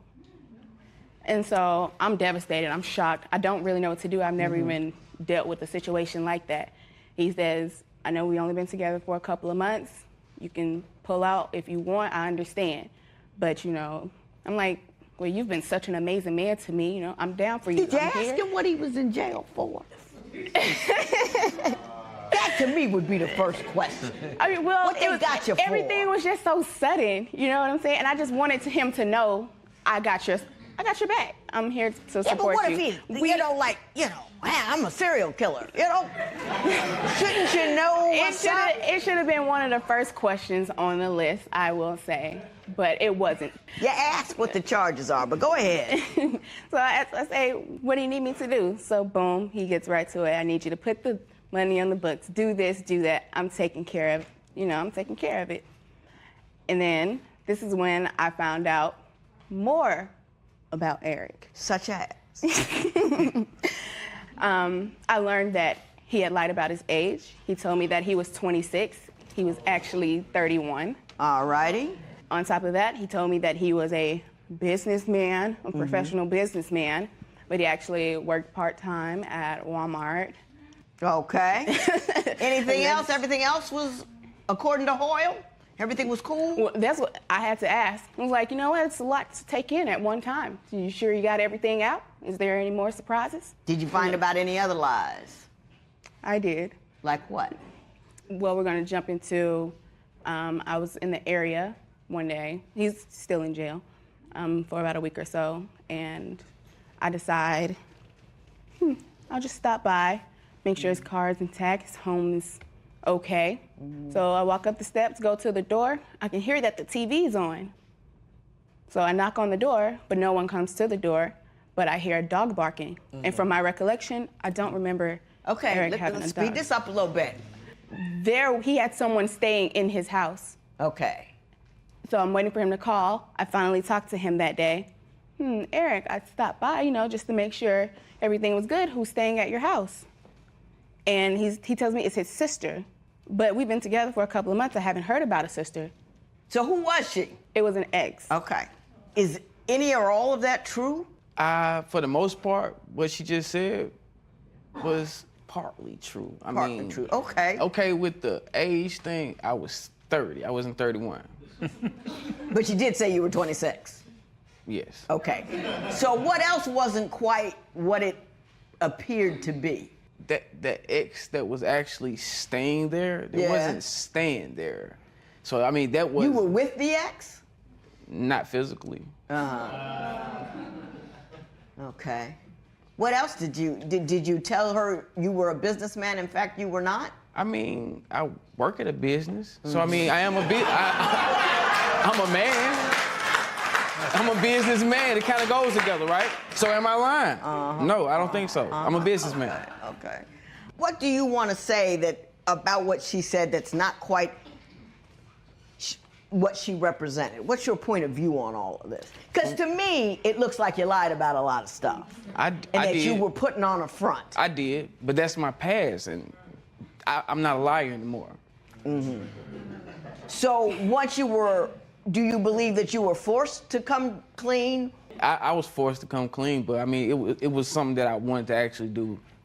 I wanted to do that for a long time, but I was actually forced to come clean because she actually did find someone at my place. So that's when I had to actually tell the truth and be honest. I'm gonna ask you a question, and I want you to take a minute to think about it once I ask it. You find out within 3-4 months he's lied about who he is, how old he is, what he does, his relational situation with another woman, and you stayed. I want to understand what it was you were thinking and why it didn't lead you to leave at that juncture. Go through the phone, messages on messages from multiple women from the time I go to work to the time that I get home. All kinds of stuff. Oh, you should come over and cook me breakfast. Oh, you should just come over and cuddle for a while.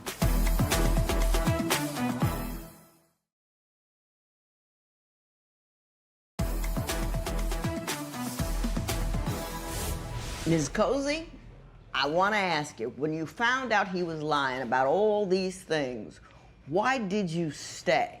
Because apparently you didn't know the guy you thought you had. That's true, but he had grown on me so much. I mean, he was treating me to some very nice things, just showing me something different that I hadn't experienced. And treating you to nice things, such as?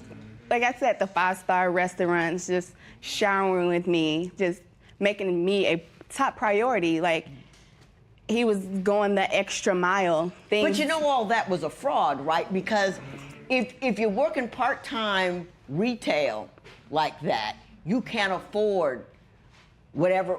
I mean, was he driving you in limos? Was he? Oh, he had his own really nice car. I mean, but that was a rental. So. See what I'm saying? Everything you liked about him was not true. But he had grown on me, so I just thought it. What did you like about him that was real? You gotta look at me to do that? I mean, Judge. Yes. I was a fraud. That's in the past. But we're living in the now, right now. Uh-huh. And if I'm a fraud, I think she's a fraud. I mean. Explain that. Go ahead. Look at her hair. It's not her. It's not her. What you're saying. That's what I'm saying. So she's representing with a facade as you were. I mean, it got to be even. You know what I'm saying? Like you're saying that I'm a fraud, I think you're a fraud too. But because my hair looks nice? I mean, it's not your hair though. Mr. Keaton, you say that you believe that she's hiding you from her family. Why do you believe that? I believe that she's hiding me from my family because I haven't seen her family. I haven't met her mom. How long you been together? 2.5 years. Ms. Cozy, have you not introduced him to any members of your family within 2.5 years? No, I have not. And why is that? I would come home from work. I'm getting up every day, going to work, coming home. The house is a mess, dishes piled up. I'm wondering what's Eric's doing all day. What are you doing all day that the house is in shambles? You don't go to work every day. You only work part-time. So what is it that you're doing? So one day I come home, his phone's laying around. So maybe I should just take a look, see what Eric's doing all day. Go through the phone, messages on messages from multiple women from the time I go to work to the time that I get home. All kinds of stuff. Oh, you should come over and cook me breakfast. Oh, you should just come over and cuddle for a while. All sorts of stuff. I got you. Mr. Keaton, I'm gonna give you an opportunity to respond. Is that an accurate recitation of what was actually on your phone, or do you believe that just didn't happen, or she misunderstood? Can I plead the fifth? You may certainly plead the fifth. You may certainly plead the fifth. Since we're talking about parental figures, I do have a message from your mother about what she thinks of this relationship. And before I get to the compatibility test, and I don't even know if I'm gonna get to the profession of love, but I want to hear from her, and then I want to hear your response to what she has to say. What do you bring to the table to her? I bring a lot to the table. Tell me what it is. I make her smile. I make her happy. I mean, like, that should count for something. You used to make me smile. Would you continue dating someone who lied about their age? Tell us what you think at facebook.com/divorce court. Divorce Court will be right back.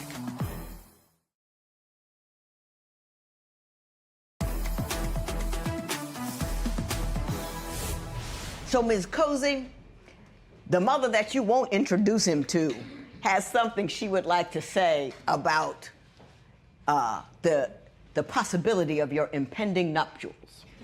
Hi, Judge Toler. Thank you for allowing me to be a part of the show. I have no desire to meet Eric because he is not the man I envisioned for my daughter. He's not a provider, and he isolates her from her family. He's content with the part-time job that he's working. He sits home and waits on her to do everything. She pays all the bills in the household. He waits on her to come home and cook and clean, and she's always coming to my home crying about what's going on, and everything that I've heard has just been negative, and that's just not what I see for my daughter's future. And I just, would like for her to be with someone who can provide for her and who can treat her with respect and treat her the way that she's supposed to be treated. Mr. Keaton, where did she get that wrong? I'm not even gonna lie, Your Honor, that actually hurt my feelings. Because that's a person that don't even know me. So how can you say these things about a person when you don't even know them? It's always two sides to a story. It's her side, my side. Well, and I want to hear your side. She says that you had a lot of women in your phone and stuff. You pled the fifth, so I'm gonna leave that alone. Thank you. But that indicates to me that hurt did occur. And is she the primary breadwinner in your home? Yes, it's true. That's true. She's the primary breadwinner. So fidelity is not a gift of yours. Economic support is not a gift of yours. You're no longer able to support the image that you initially created. What do you bring to the table to her? I bring a lot to the table. Tell me what it is. I make her smile. I make her happy. I mean, like, that should count for something. You used to make me smile, and you used to make me happy. I read your compatibility tests, and Ms. Cozy, you're 23, and you filled it out like a 23-year-old. You had no self-awareness at all, and because you said, I'm too independent in communication skills when I asked you what's wrong with you, and when you said what's wrong with him, you said communication skills, financial stability. I don't think you really understand the depth and breadth of what it is to be in a relationship, and I think that's how you got so easily swept away on the fumes of fakery. But that's what happened to you. And image is a false prophet. If you are consumed with the flowers and the car and the restaurant, and then all of that goes away, then infidelity comes, and then I'm supporting him financially, and you're still riding on those fumes. It's like heroin. Everyone says that first high is something, and after that, you're just chasing it. But you never get it, and you get addicted, and you keep doing something that's harmful to you, chasing the feeling that you had in the beginning, and it never goes there. That's where you are. That's what you've done. And that's what I want to talk about. I'm not going to hear from you on a profession of love. Mr. Keaton, you are not a bad guy. Thank you. You're adorable over there with your bow tie. Thank you. You're looking good. Thank you. I think you took advantage of her. I think you came in, hard and fast with the good, and you swooped her up, and then you got her to pay your bills and take care of your house, and maybe you are a bad guy, and I don't know. I think I talked myself out of it. But I got something to say, and then that will be that. Lying about which of the following would be a deal breaker for you? Share your opinion on Twitter and Instagram at Divorce Court. Divorce Court will be right back.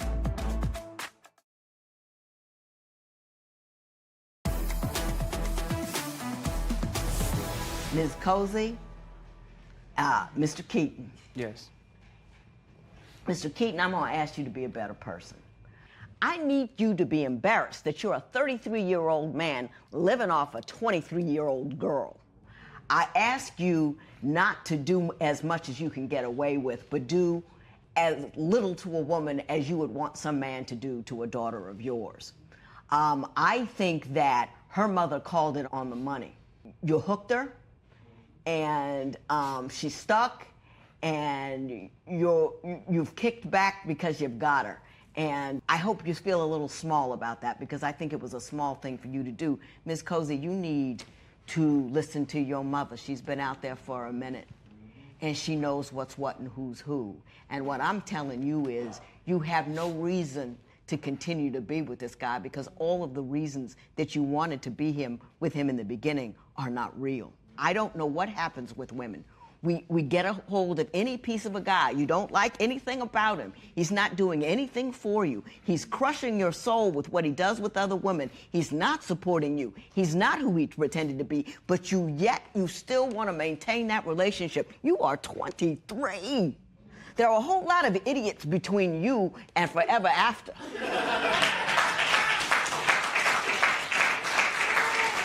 Don't get stuck with the first one and think like you have to make it happen because he's the guy that you got. That's not what 20 is for. 20 was like, ooh, made that mistake. Let me not make it again. Do you understand what I'm saying? Always ask what the charges are. Never be blind to who you're dealing with. And when he comes up not to be the guy that made you feel good in the first place, realize that he's not a guy that's ever going to make you feel good. You've got to really be your own woman. Step out on your own. It is better to be alone and happy and on your own than making it work with a guy who just isn't working for you. You with me? Thank you. I'm going to take this marriage license and send it through a paper shredder. You need to walk on, my sister. Walk on. You hear me? Yes, ma'am. This matter is adjourned.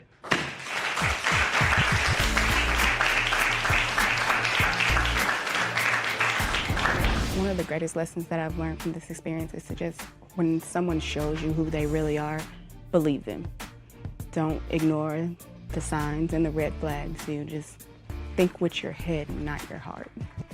I'm speechless that she actually want to move on, because I thought coming out here would actually get us in a better place. I guess it actually hasn't, and I hope that she changes her mind in the future.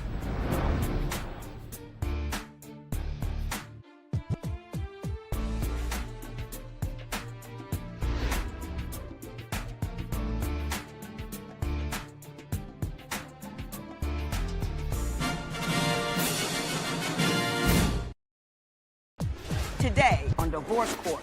I need you to be my woman, not my mama. I don't disclose as much that I should because of how you come at me. You won't let me live a little. You never mentioned one time that you guys were going out to clubs. She is strictly my friend, period, end of discussion. Nothing else, nothing close, nothing similar, nothing. But you don't believe that. I don't believe that. So I don't know what to tell you. You sneak around to meet her. You sneak around I don't sneak around to meet her. nowhere. Yes, you do. You snuck around to meet her at the bar. I believe that it's more to that friendship than you put on to be. I promise you, Judge, gonna say, maybe, baby, you probably looking into it a little more than you think. Divorce Court is now in session. Good day, ladies and gentlemen. Here today with Millicent Coleman and Paxton Milbury. The two of you have been together on and off for 18 years. You have 5 children together, 8 children total, but you've only been married for the last 5 months and you're in trouble already. So, Ms. Coleman, I'm going to start with you. Why don't you tell me about this situation and how we got here today? Okay, we're here today because I'm fed up with Paxton. I feel like he chooses the pool hall over his family, and I think that he uses it as an excuse to cheat. Mr. Milbury, did you hear what she just said? Yeah, I hear. Do you spend a lot of time at the pool hall? Not much as she make it out to be. Give me on an average, any given week, how many hours do you spend at the pool hall? Maybe, I'd say probably about 5 hours a week. 5 hours in a week? Yeah, maybe 5 or 6 hours a week, hall. yeah. Is that untrue? He spends at least 20 hours a week at the pool hall. 18 years. You're not that old, Ms. Coleman, 18 years. But my understanding is that you've both been in foster care, you both had difficult upbringings, and that even you were both molested as children. Is that accurate? Yes, we were both molested as children. So you didn't have stable family homes. Yes. And that you kind of bonded over that. And yes. I understand that in the beginning, you kind of cleaved to him because you were out there with nowhere else to go. Yes. Is that accurate? Yes. Mr. Milbury, did I get that right? Yeah, a little bit. A little bit right. Yeah. The only reason I think it's important is because some people ask, why do you stay 18 years with somebody that's been cheating and carrying on, and people don't understand the bonds that bring people together. You think, oh, it's so silly to stay with a guy who's gonna do as much cheating as you've done. But there's a reason behind the connection. So why don't you tell me a little bit about some of the cheating he has done? Starting, we moved on to Georgia from Florida. That's when it initially took off. There was a woman, she came up, she was looking for him. His cousin had just been murdered, and he had went back to Florida for the funeral and everything. And she came up and she asked, where's Paxton? And I said, well, he's not here. And so in that time we had a small conversation, and she invited me to go out and get her nails done. And we became really close friends during that time. And I later discovered that the whole entire time that they were sexually involved, they were having sex in our apartments. And it took for his family member to come and tell me that it was true and that they had been sleeping together in their apartment. Mr. Milbury, were you sleeping with someone that she knew and that she was close to, and were you doing it all the time? First of all, her information is inaccurate because I hadn't had any dealings with this girl when I left to go see my cousin got killed. And she's saying that I told her to befriend her, and I didn't tell her to do none of that. I didn't ask her to come talk to her about anything. Mm-hmm.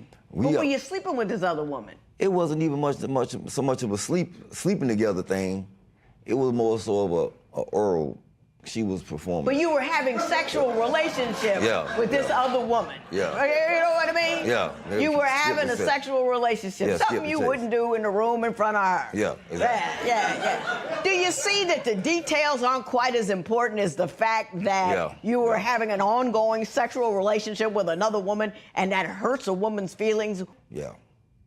But see, that at the time, when we always get into it.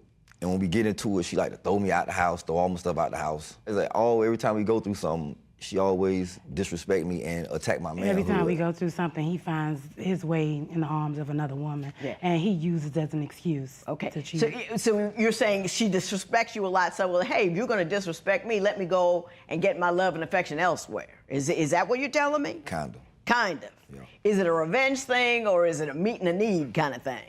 Mostly meeting the need kind of thing. It's not a revenge thing because I don't have nothing to get revenge about. It's not nothing. I'm not vindictive towards her. It's just sometimes she attacks my manhood, so it's like I have to go and try to make sure my manhood is still intact. Yes. So it's proving something to yourself kind of thing. You feel small and powerless because she made you feel small and powerless, and so the easiest way for you to regain your masculinity is to go have sex with another woman. Or not so much sex, just company, just conversation. Well, having oral sex is sex. Yeah. You know what I'm saying? Yeah, you're right. Yeah. It's not masculine, it's juvenile. I just, you know what I mean? To feel the need to, your manhood is so thin that it can't take any insult without requiring you to act out on it. Makes you very thin. You know what I mean? Yes, ma'am.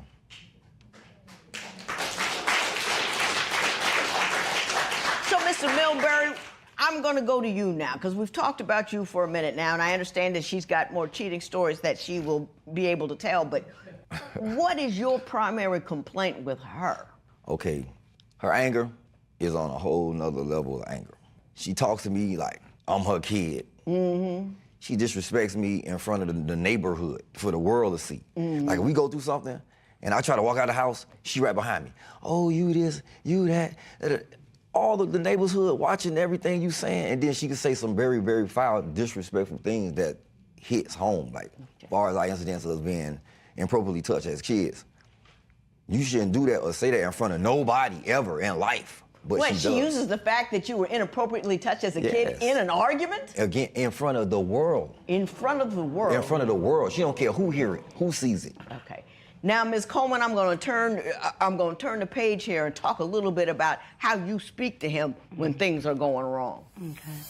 I pull up to the teen center, I let my son out, and I notice there's a car in front of me. The young lady steps out or whatever. She gets back in, he's all back on the steering wheel, cap turned to the side. So she gets in, puts her arms around him, and give him one juicy kiss.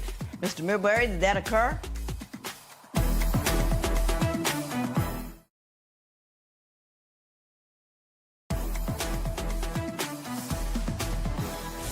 Ms. Coleman, Mr. Milbury says that when you get angry with him, you actually, in the midst of an argument, bring up the fact that he was molested as a child and use it against him. Is that true? Somewhat. There was I want to say a couple of weeks ago when we got into an argument. The argument went completely left. And I told him that he's very catty and he acts like a bitch and sometimes he acts like a punk, and I can see why a guy would find the need to do what he did to him sexually. Ms. Coleman, let me say this to you. The argument doesn't go left. You go left. Yeah. All right? Arguments don't have a mind of their own. You have a mind. Yeah. What a marriage is, what a relationship is knowing where that other person is the weakest and never, ever going there. That's what it is. At no point is that something you should do to somebody. I mean, I don't care. I mean, if you don't like the cheating and the running around, leave, but don't injure.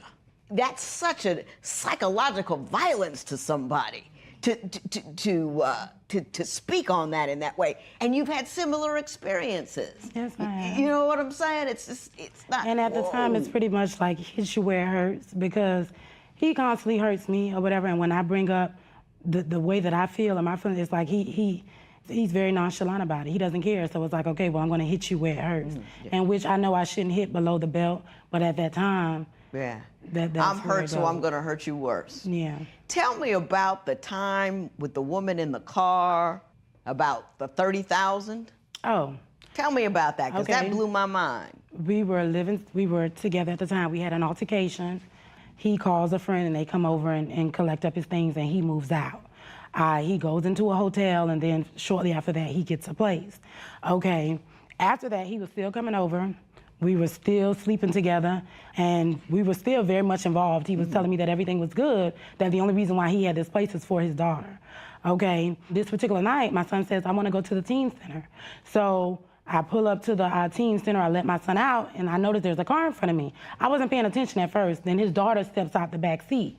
So another young lady steps out, and I'm thinking, because it's a two-door, I'm thinking, well, maybe they're both going to the teen center or whatever. She gets back in, he's all back on the steering wheel, cap turned to the side. So she gets in, puts her arms around him, and give him one juicy kiss or whatever. And they were just going at it in front of the teen center. They were making out? Yeah, intentionally, because he had saw me. Yeah. So during this time, he did have a lawsuit. We were involved in an accident, and he did have a lawsuit going on at that time. And immediately after I saw that, I contacted the insurance company, and I told them that it was fraud. He had received injury to that hand prior to that accident, 2 injuries. He was in a fight one time. He broke that hand. There was an incident with a pot roast where the grease fell all over his hand. He lost a large amount of skin from that hand. And the injuries that he was trying to say that he sustained from that accident was very false. Yes, I did. Mr. Milbury, did that occur? Yeah, it occurred, but first of all, nobody gave me no juicy kiss. All she did was got out the car and got back in the car, and she seen the girl. Mm-hmm. Oh my Second God. of all, he's lying. My hand, I did fracture my finger in the accident. Yeah. But she made that call, though. Yeah. Right. Were you sleeping with or had any inappropriate activity with the woman in the car? Yeah.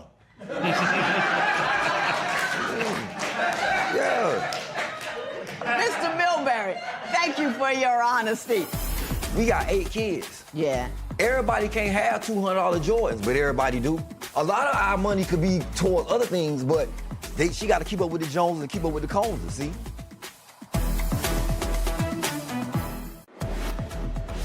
Would you bring up your partner's past just to hurt them? Tell us what you think at facebook.com/divorce court. Divorce Court will be right back.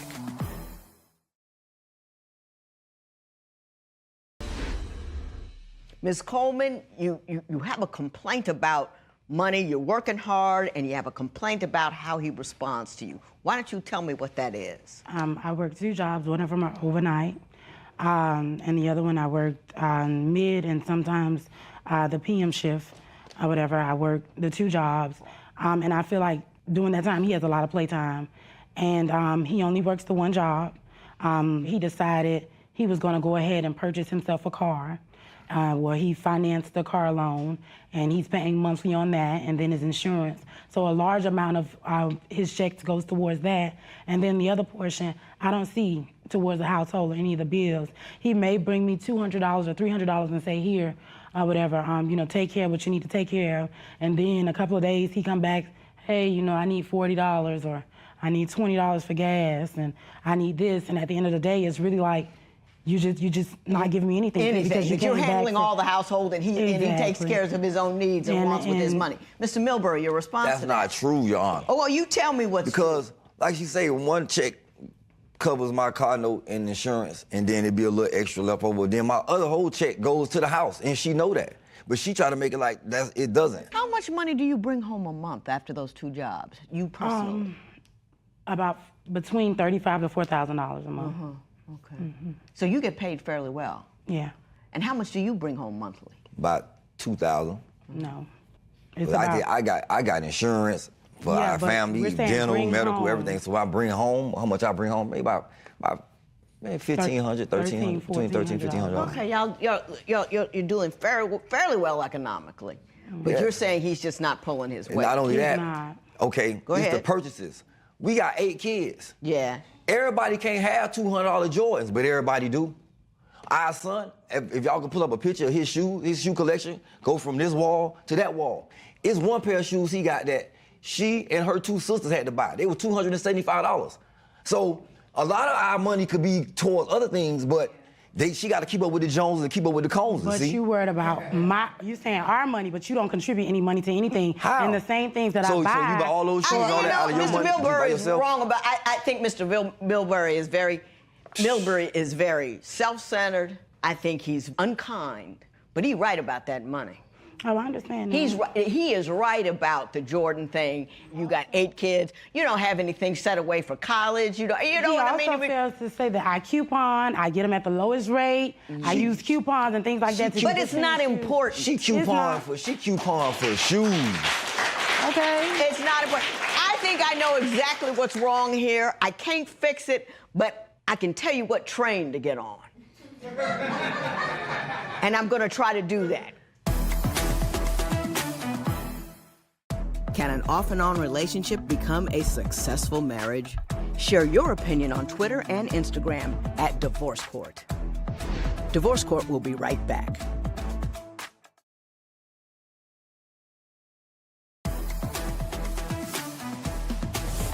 Both of you were raised in circumstances that you had to fight, and that you weren't loved and respected and esteemed, and you were powerless, and you take it out on each other. You come into this marriage, you're together, and the one thing that you make sure of is you're not taken advantage of by the other.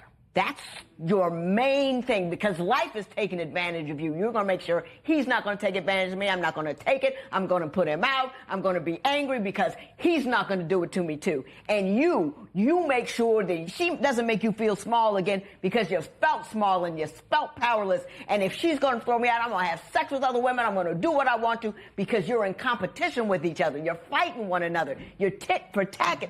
And you take all of the damage that was done to you, and you make sure that one more person doesn't do it to you too.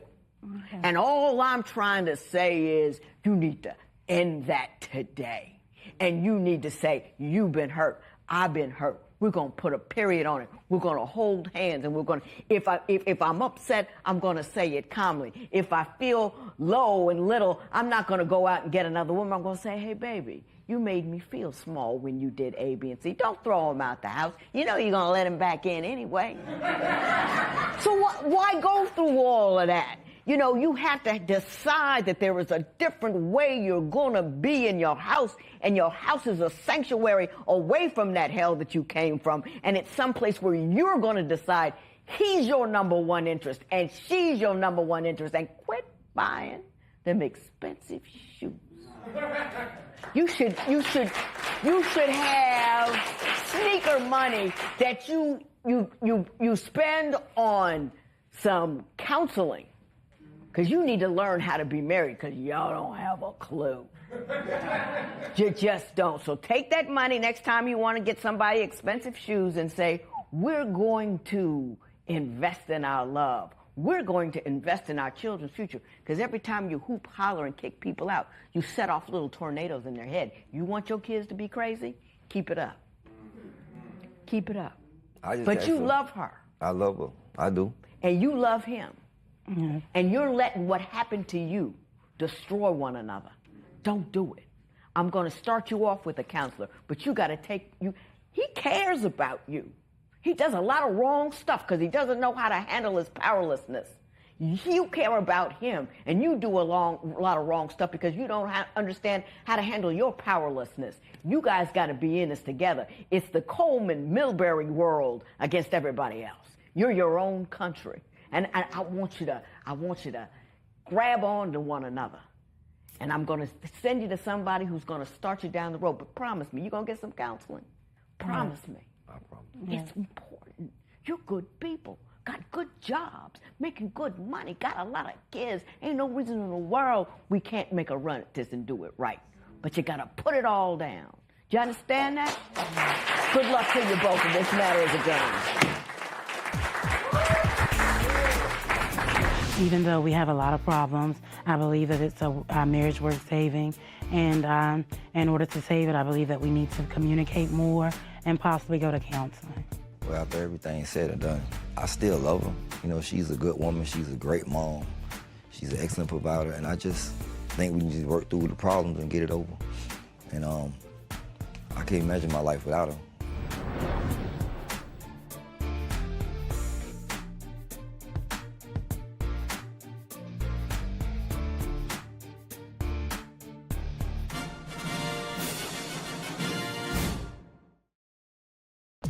Today on Divorce Court. I'm here today because my husband is a cheater and a pathological liar. I have cheated in my past, but that's in my past.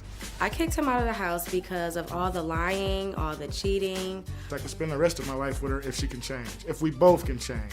I see myself spending the rest of my life with Joseph if he changes, but I don't think that that's gonna happen. Divorce Court is now in session. Good day, ladies and gentlemen. I'm here today with LaQuaya Coleman and Joseph Wyatt. The two of you have been together for 14 years, married for 7 years, but you are in deep trouble, so you have come to see me. Ms. Coleman, I'm going to start with you. Why don't you tell me a little bit about your relationship and why we're here today? Okay, my husband is a cheater and a pathological liar. Okay. One day, he had went to the club and he ordered food for us. After we got back from the bar, he asked me to go get the food, and I went and picked it up, and when I got back, he wasn't home. He left, wasn't answering the phone or text messages, and was gone for 3 days. Mr. Wyatt, do you remember that incident? No, I don't. Is it out of the realm of possibility? Yes. You would never do anything like that? Not 3 days, right? Not 3 days. Well, what maybe would be it the was longest 2. you would stay away? Probably a day. A day. Ms. Coleman? That's not true. Yeah, I understand what you're telling me. Tell me something else. What else is going on? One day, again, he went out to the club and didn't come home for a couple days. I asked him where he was at. He told me that he was chased by the police, and he bypassed our house and ran to his friend's house. And so he was there for 2 days. Was the police chasing you? Yes. Why were they chasing you? I had a warrant, For driving without a license. They saw me. I took off Driving? running. No, I was walking. Tried to stop me, and I took off running. Did they catch you? No. Did you take care of the warrant? Yes, Your Honor. I took care That's of a it. lot of wasted time and energy, don't you think? I never understood that. I said, you know, come to court, handle your business, and we leave you alone. Yeah, I was dumb. This is all when I was a little bit younger. Wasn't thinking too much. Ms. Coleman, you've been with this guy 14 years. So far, he ain't looking too good.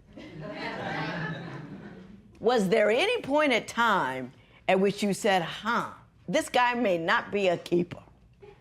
Yes, but I mean, I love him. So. Tell me something else. Okay. Well, I had a miscarriage. I had went to the hospital. They told me that I was miscarrying, so I would have to go. They told me to go back home and just, I know what to expect. So this particular day, he left again, was going out drinking or whatever he was doing. So it was starting to happen, and so I called him and asked him to come home. I was home alone, and he told me, I'm not a doctor. I can't stop it. I'm out drinking. Basically, handle it. Tell me something else happened. Your Honor, half of these things that she's telling you, you're just hearing half of the story. Well, All right, that's I'm why about I'm to tell coming to you to hear the other half. The last story that she just told you, I don't even recall that. I would Do never you think do she anything. made it up? Yeah. She had to make it up. For one, she likes to call and, like, if I leave, she's so jealous and insecure, she'll just make up something to get me back home. For example, the house is on fire. The house on fire? I just left like 5 minutes ago. How's the house on fire? I get all the way back, she put it out. How did you put a house fire out that quick? Things like that. Gotcha. So it's like she plays games with me.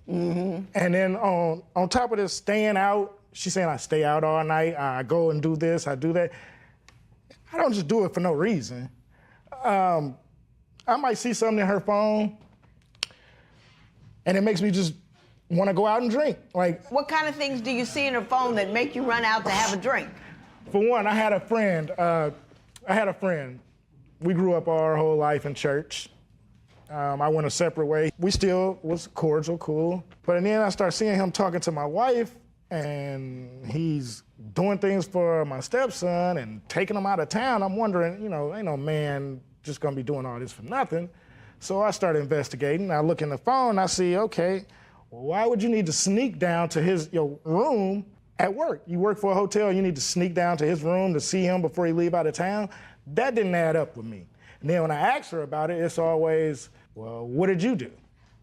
You did this in the past. Okay. Was there a suspect relationship? No. What's he talking about? Yes, I did tell him, on my break, maybe I can sneak down there and see you for a second before you go back out of town.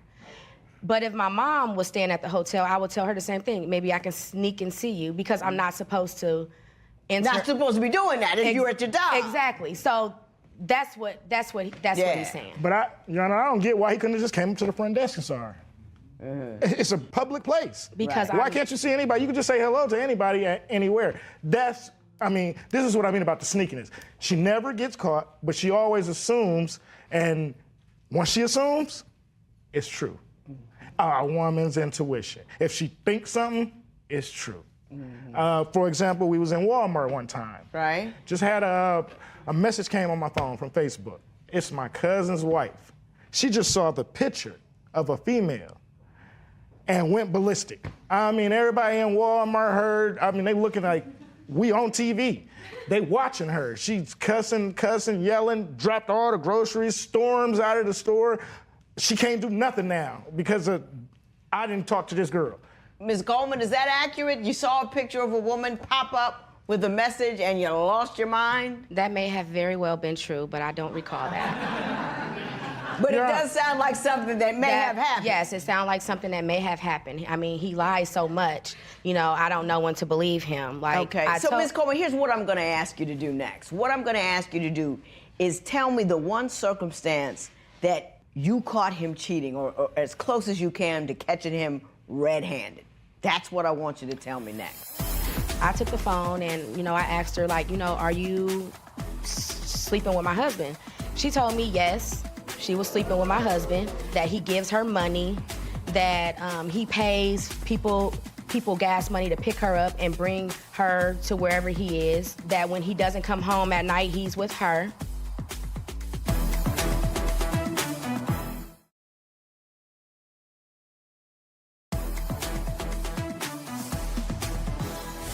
So, Ms. Coleman, you're going to tell me the most dramatic instance of you catching him cheating. Okay, well, it was a number in the phone, and I didn't recognize it, so I called the number back. I actually had my son say hello when the other person picked up. And it was the girl who I thought he was, you know, cheating with. And I took the phone and, you know, I asked her, like, you know, are you sleeping with my husband? She told me yes, she was sleeping with my husband, that he gives her money, that he pays people gas money to pick her up and bring her to wherever he is, that when he doesn't come home at night, he's with her. Yeah. Mr. Wyatt, your response? My response to that is, I did messed up in the past. Half of the things that lady told her wasn't true, though. You know, she was just doing that to try to make her probably upset. But I did mess up and admitted to that and changed from that. But since I changed from that, she's starting doing everything now.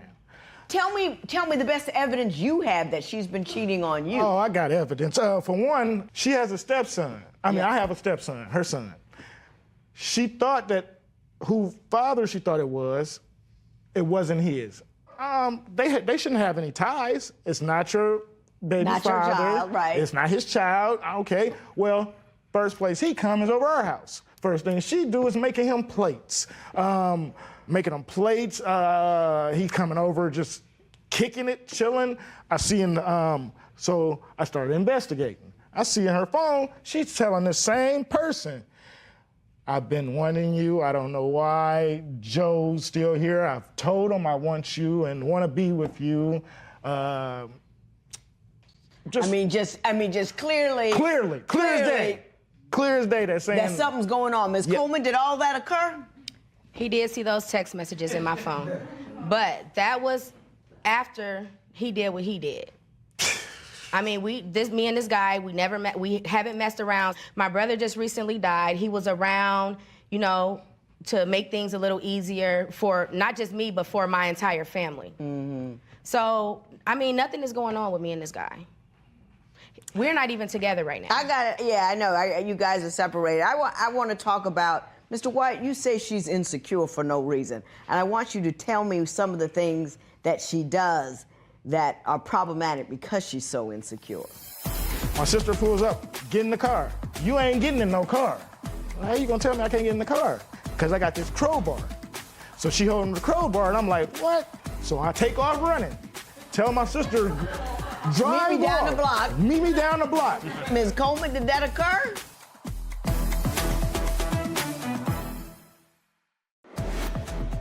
How would you deal with your partner's ex frequently coming over? Tell us what you think at facebook.com/Divorce Court. Divorce Court will be right back.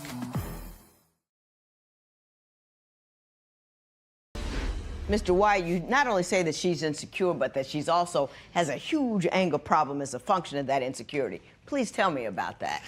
Okay, insecurity, for one, she helped me with my dreads. I had hair. My hair used to be so long, it was probably down past my knees, thanks to her. She's blessed with her hands when it comes to doing hair. So when we go in our city, you know, we'll go out, go anywhere we go, it seems like somebody will say something about my hair. When they say something about my hair, it's like, you know, you look at your peripheral vision at the corner of your eye, I see my wife just, it could be a man, it could be a woman. Anybody come up and say a compliment, here come the jealousy. Like, as soon as we walk off, what you think you are, Lil Wayne? You ain't nobody. Why would you say that? I didn't even do nothing. They just touched my hair. Right. You think you something. Right. I'm like, well, what is all this coming from? You know, so I cut my hair off.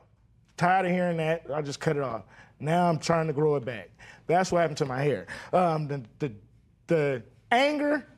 Give me the most outrageous circumstance you can recall. One day, we got in an argument. I walked off. I walked to my cousin's house, called my sister, come pick me up. I gotta get away. My sister, before she coming to pick me up, she walks down there chasing me, trying to argue with me. So I'm like, please hurry up and come get me. While she walking up, my sister pull up to come pick me up. She sees her. She think I'm calling my sister to beat her up or fight her or something like that, but my sister is actually scared of her. So my sister pulls up, get in the car. You ain't getting in no car.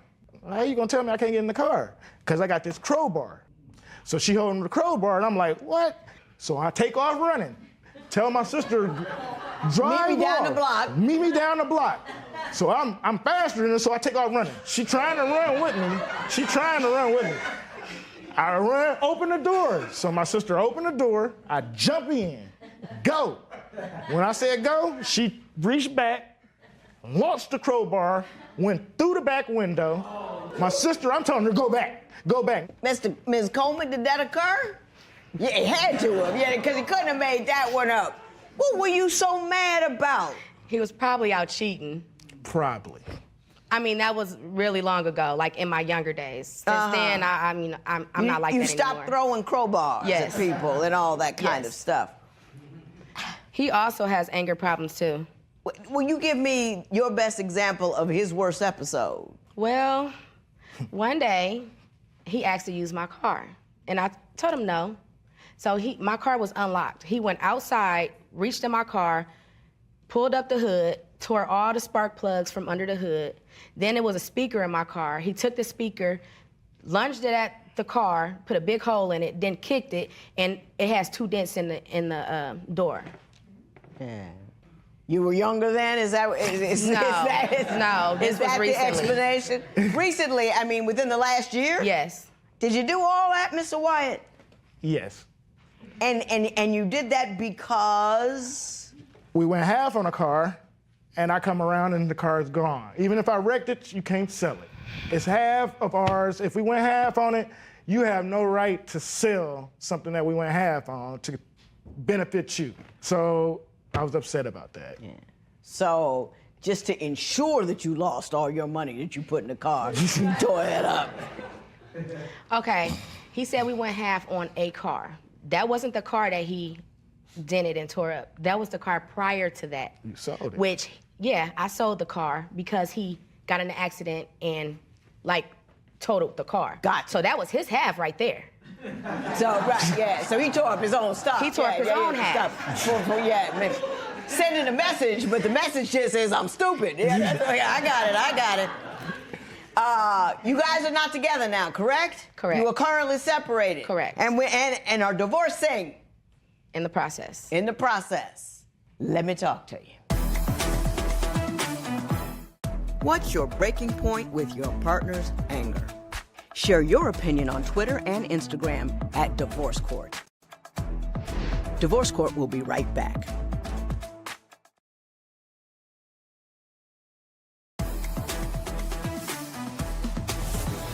Sometimes when I get to this part in a proceeding, I either try to make sure you really want to go, and if you don't really want to go, because a lot of times I think the woman's going to stay, she's just mad for the day, going to go home, take him back, and so I hope that's not the case. Sometimes I think you guys are looking for help to stay together. I hope that's not the case. Sometimes what I do is give you some knowledge that I hope that you can take with you into your next relationship. I don't even think that's going to do any good.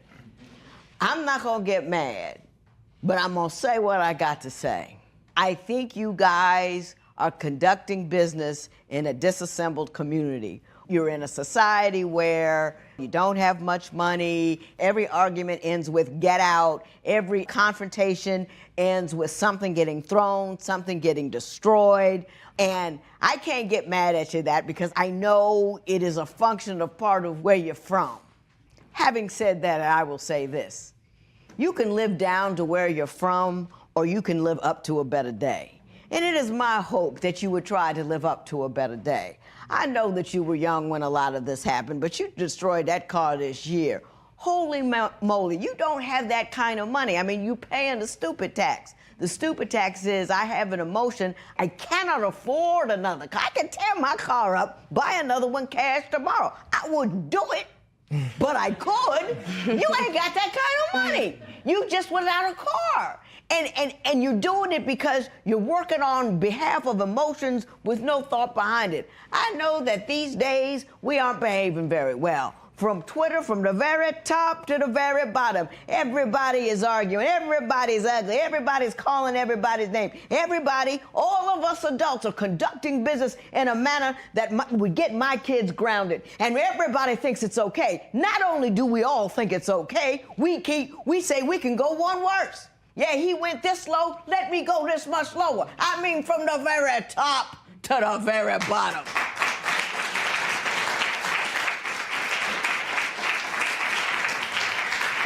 It's exhausting, it's ignorant, it will decimate us as a people. There will be no conversation, there will be no discernment, there will be no effort because everybody's just being ugly on the regular. And there's no example that we can follow that's better than that. I hope you can rise above the circumstances of your community. I hope you can rise above the circumstances of social media. But rise up at some point. And at every opportunity, you need to make a conscious decision to be better people. This matter is adjourned.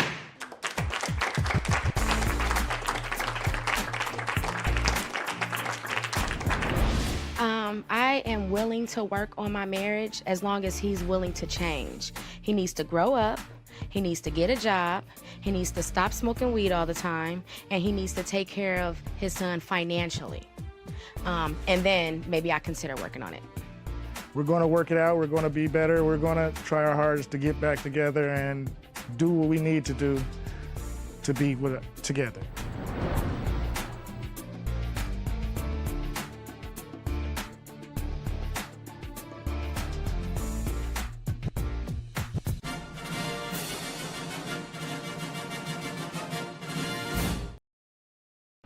Today on Divorce Court. I need Judge Lynn Toler to tell Jerome that communication is the key to making a relationship work. She needs to listen to what I need to continue. Jerome will say one thing and then he'll say he never told me that. Everything is her way. It's hard to trust him. He doesn't let me in. My trust issues extend from her being too accessible to me and in her past. Either you're with me and you're proud of the woman that I am and I've become, or is it too much for you?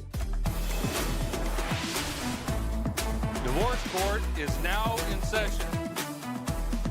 Good day, ladies and gentlemen. I'm here today with LaToria Butler and Jerome Harris. The two of you have been together for a year and a half, engaged for the last 4 months, but you're not quite sure if this thing is headed towards marriage, so you came to me to find out. You gave me your marriage license with permission to tear it up, should I think the union is ill-advised, and you filled out my compatibility test. You both wrote a book. And Ms. Butler, I'm going to start with you. Why don't you tell me a little bit about this relationship and how we got here today? Well, Judge Lynn, we are here today because I've run out of ways to communicate with Jerome. Okay. I started by just telling him, expressing my feelings, just speaking to him naturally as situations arose, and it wasn't getting through to him. So then I began to search online to look for supporting documents or things that support my feelings, and maybe we can read it together so he would get an understanding of, how I felt. Well, what kind of things was he not understanding? What were you trying to communicate to him and failed to do so? It just seems like I would be talking to him, telling him what my problem is. Even coming here today, I told him that, this was kind of the last straw for me. I wanted to know, if we could spend time with each other and actually have a good time, like this was a big deal. And he got here and none of that resonated with him. How do you know it didn't resonate? What did you expect him to do as a function thereof? I expected for us to be a couple. I expected for there to be affection. I expected for him to be with me. We were separate most of the time that we were here. He acted as if he didn't care. Okay. Mr. Harris, your response to that? Your Honor, she distanced herself from me this whole time. Even when I attempted to hold her hand as we were, taking a little tour around the city, she drew back from me. When she does that, I shut it off. You know, I can't. You know. Tell me a little bit about the history of your relationship. Tell me how you got together, because I'm not quite sure what I'm hearing here. Okay, well, we met, like you said, 1.5 years ago online. And because we met online, I felt the need to let him know that I was not just looking, you know, for a boyfriend. I wanted something more. At this age or stage in my life, I was looking for a husband. I had been praying that God sent me a husband. So I let him know that up front, and he agreed, you know, to, you know, at least get to know me and, you know. So what happened subsequent to that? What was going on that caused you concern all along? You said you've been engaged 2 or 3 times before, correct? This is my 3rd engagement. Your 3rd engagement.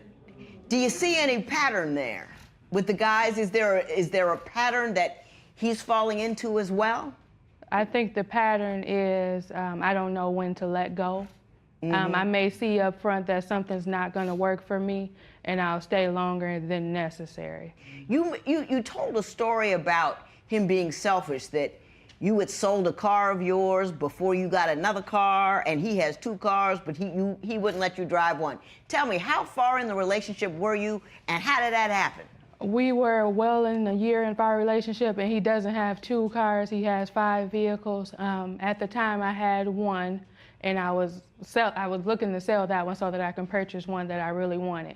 And I was able to sell that one. However, I didn't have enough money to buy the vehicle that I wanted. I probably needed maybe 1 more check. So I asked him if I could, you know, just borrow his for a couple weeks. At this point, I was already wearing the ring.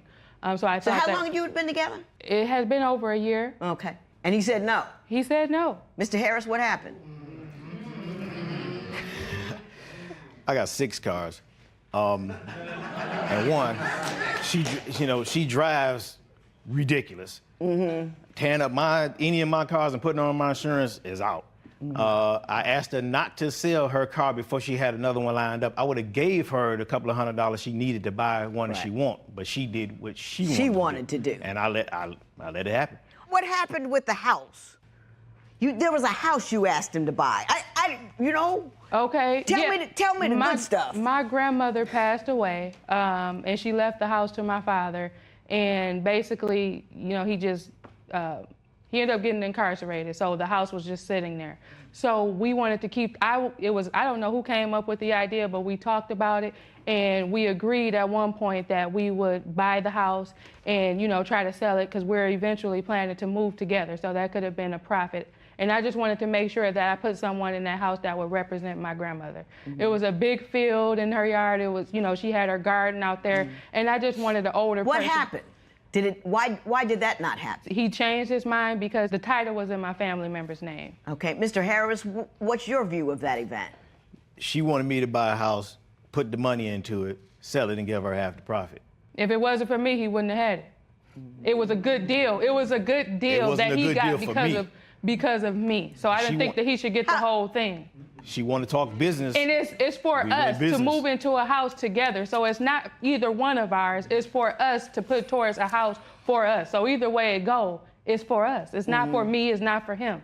He's trying to separate the two, and that's not the case. There was no separation of the two. It was business. I've been buying and selling houses for 20 years. Me fixing this property up, and then after I said no because I didn't want to give her half the profit, I offered a finder's fee or something like that. Then all of a sudden there's crackheads in the neighborhood and all this kind of stuff, and people was tearing the house up and all that other stuff. So I said no, I don't want it. Okay. I understand, Mr. Harris, that you have a hard time trusting her, and I want you to tell me why you have a hard time trusting her and what's happened as a result of that. When we got to Vegas and all that, she had a marriage in mind. I thought we were just going to, you know, to have fun. We agreed, but once again, he has. How long had you been together? 6 months, maybe. No, at that point. And so you guys went to Vegas. You were under the impression that he was going to marry you?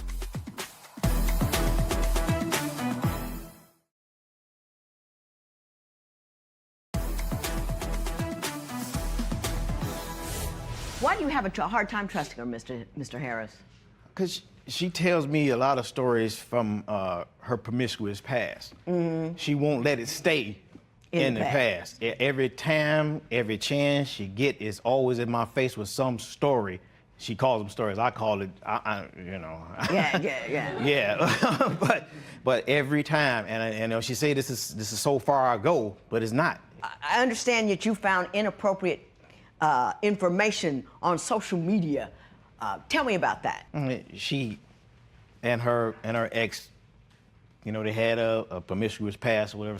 For some reason, he's still stuck there. So he's sending her. He's still stuck there, He's but still I sending haven't. her pictures and I texts, haven't responded all to this either. inappropriate stuff, and she don't know how to stop him. She can't control what he do. I can't control what Have you someone shut else him down? does. Have you talked to him and said, "Hey, we need to cut this out"? He's not listening. He's not listening. You say that that you have never been to his house and you had to Google and find his house and he was being all secretive. What was that about? It goes even, I mean, before that, I didn't even know his real name, Judge. He told me. Tell me those stories. He told me, you know, in the beginning of our relationship that his name was Erich Johnson. Okay. So That's not even that true. is my children still call That's him not Erich true. till this day.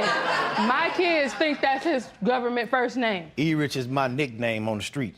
That's what he told me. That's what he told me. I didn't find out. I did not find out that his real name was Jerome until we went to Vegas last year, and I was paying for the flights. True. And they asked me what was his name, and I said Erich, you know, Johnson. And I told him, I said, "Do you have your ID?" I don't know how he ended up finding. He's like, "Well, that's not my name." His name? So then I'm like, okay. So then at that point, that's when I realized that I may have I need to figure out who I'm dealing with. Okay. I did. Okay. All right. Mr. Harris, I want you to respond to that, but I also want you to tell me what happened when you got to Vegas, because I think that's an interesting story.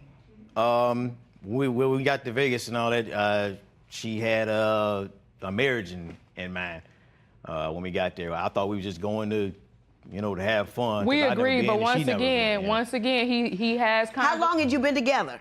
6 months, maybe. No, at that point. And so you guys went to Vegas. You were under the impression that he was going to marry you? I thought it was 4 months. Exactly. I thought I was under that impression, Your Honor, because did he ask you to marry him? He sent me a ring. He sent me a ring. He sent me a ring and said, "What do you think that I'm thinking?" That's what he sent to me. So that's what put my head there. He went and purchased a ring. And, you know, he sent it to me, so I'm like, okay, maybe he's ready. So, yes, that's what put me in that mind frame. Did you know where he lived before that? I did not. So you thought a guy whose house you've never been to and didn't know where he lived was asking you to marry him? Yes. I want to be married to the right person, and I just don't know. Some of his actions show that he cares a little bit, but then he always goes, it's just every week is something different. I see no love, I see anger and just vilification of one another. Every week. Do you love her? Every week.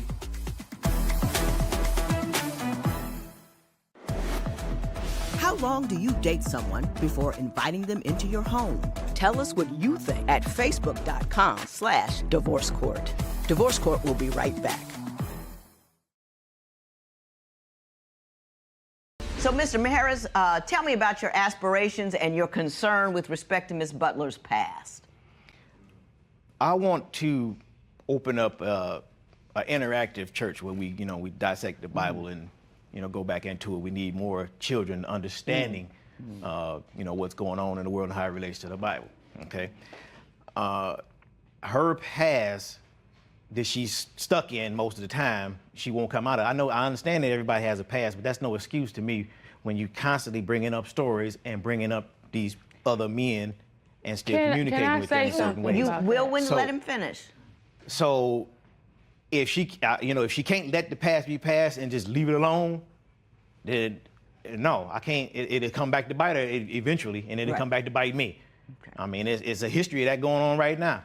Stuff from 20, 30 years, in people's past is coming up right now. Right now, yeah. So and she's talking about writing children's books. Okay. You can't, there's certain things you have to stay out of, or at least be a big gap between, the time. Right. You know what I'm saying? And then you can say, well, it's been passed out 20 years ago and all this kind of stuff. That's that's some defense. Gotcha. Ms. Butler, your response? My response is I talk to him because he's my partner. I should be able to express my past. I feel that my past has made me into the person that I am today. I am proud of my past. It has taught me to be a better person. I should be able to go to him as my partner and tell him, well, this is why I'm this way. He may ask me a question and I will bring up something that happened previously, years ago. And I only bring up the conversations as we're talking. Now, when we're arguing, he comes back and he brings up my past, and then that's when he throws it in my face to try to make me feel less than. I have cried because of the things that he has said to me to try to make me feel less than. I don't just talk about my past just to talk about it because I'm stuck there. But I am a firm believer that has made me into the woman that I am. Let me say this. In general, I understand what you have been through in the past does make you who you are today. But in general, a guy that's in love with you and wants to be with you don't want to hear about all your sexual exploits with somebody else. I don't go that far. I only answer what he asked me. I only answer what he asked me. And for someone to sit here and try to bring that out, you talking about Hey. She wasn't on it. We are here on a Before Your Vows. I just wanted to mention that again. Do you two really have any expectation of getting married? I mean, because what I have here looks like a divorce case, not a Before Your Vows. I see no love. No, I see anger and just vilification of one another. Every week. Do you love her? Every week. Yes. Why? Ask him why. Ask him why. Ask him why. Unfortunately. Ask him why, because I still don't know. Ms. Butler, are you looking to get married? My sense was, from the documents, that you were rushing down the aisle. You find this guy, he's good. I'm not rushing. No, I am not rushing. Otherwise, I would have been married to, two other different guys. I want to be married to the right person, and I just don't know. Some of his actions show that he cares a little bit, but then he always goes. It's just every week is something different. Every week is something different, and I'm confused. I just don't know. Because like I say, I tried to communicate. I came up with ways, tried to communicate with him, writing things down. He says that I'm all over the place all the time, so I try to write it down. Maybe that'll help me stay focused on track, but it doesn't get through to him. And I heard you say once, couples needed to learn how to fight the problem and not each other. Right. And I heard that, and I said, that's what I need to tell him. That's what, I got it. That still didn't work. So I said, what? I'm going to write her. I'm going to write her today. Okay, I got it. I think I know what. No, I don't. That's a lie. I don't know what's going on over here. I don't know why I want to tell that lie. I want to talk to you about the compatibility test, and then I'm going to give you. I don't know what I'm going to give you, but I'm going to do something. I need help. Seriously. Should partners discuss their sexual past with each other? Share your opinion on Twitter and Instagram at Divorce Court. Divorce Court will be right back.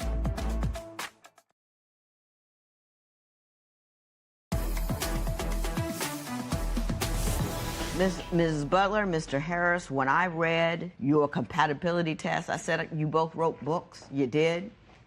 It was like waves of frustration and miscommunication and anger and distress.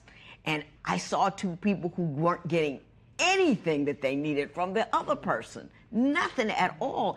And I said, well, maybe I'm just confused. I came out here, you two are like combatants.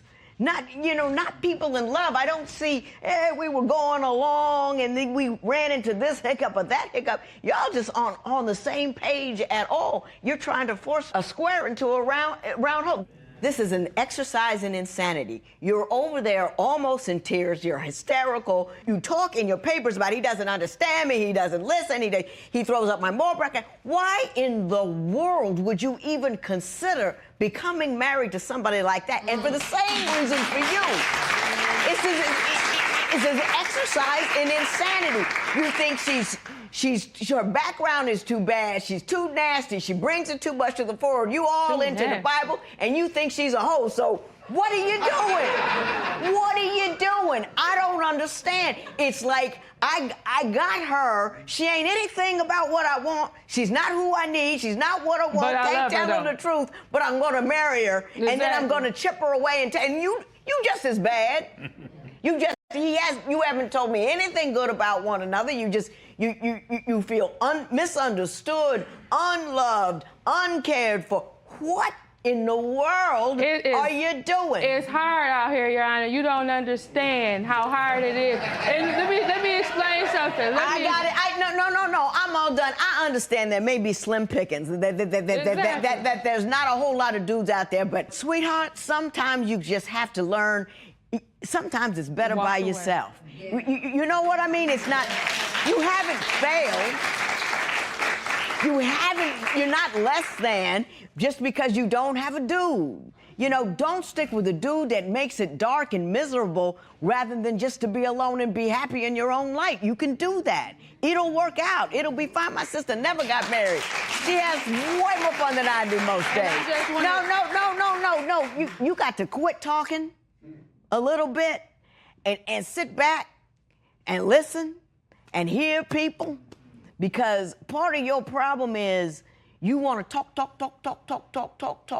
Hey, man. But you can't. It's not okay for him to come out here and make me seem like I'm this bad person, because I am. But I think that's the best thing that could have happened. Because if he could do that to you in this forum, he's not the guy to marry. Exactly, and I know that. Mission accomplished. This matter's adjourned.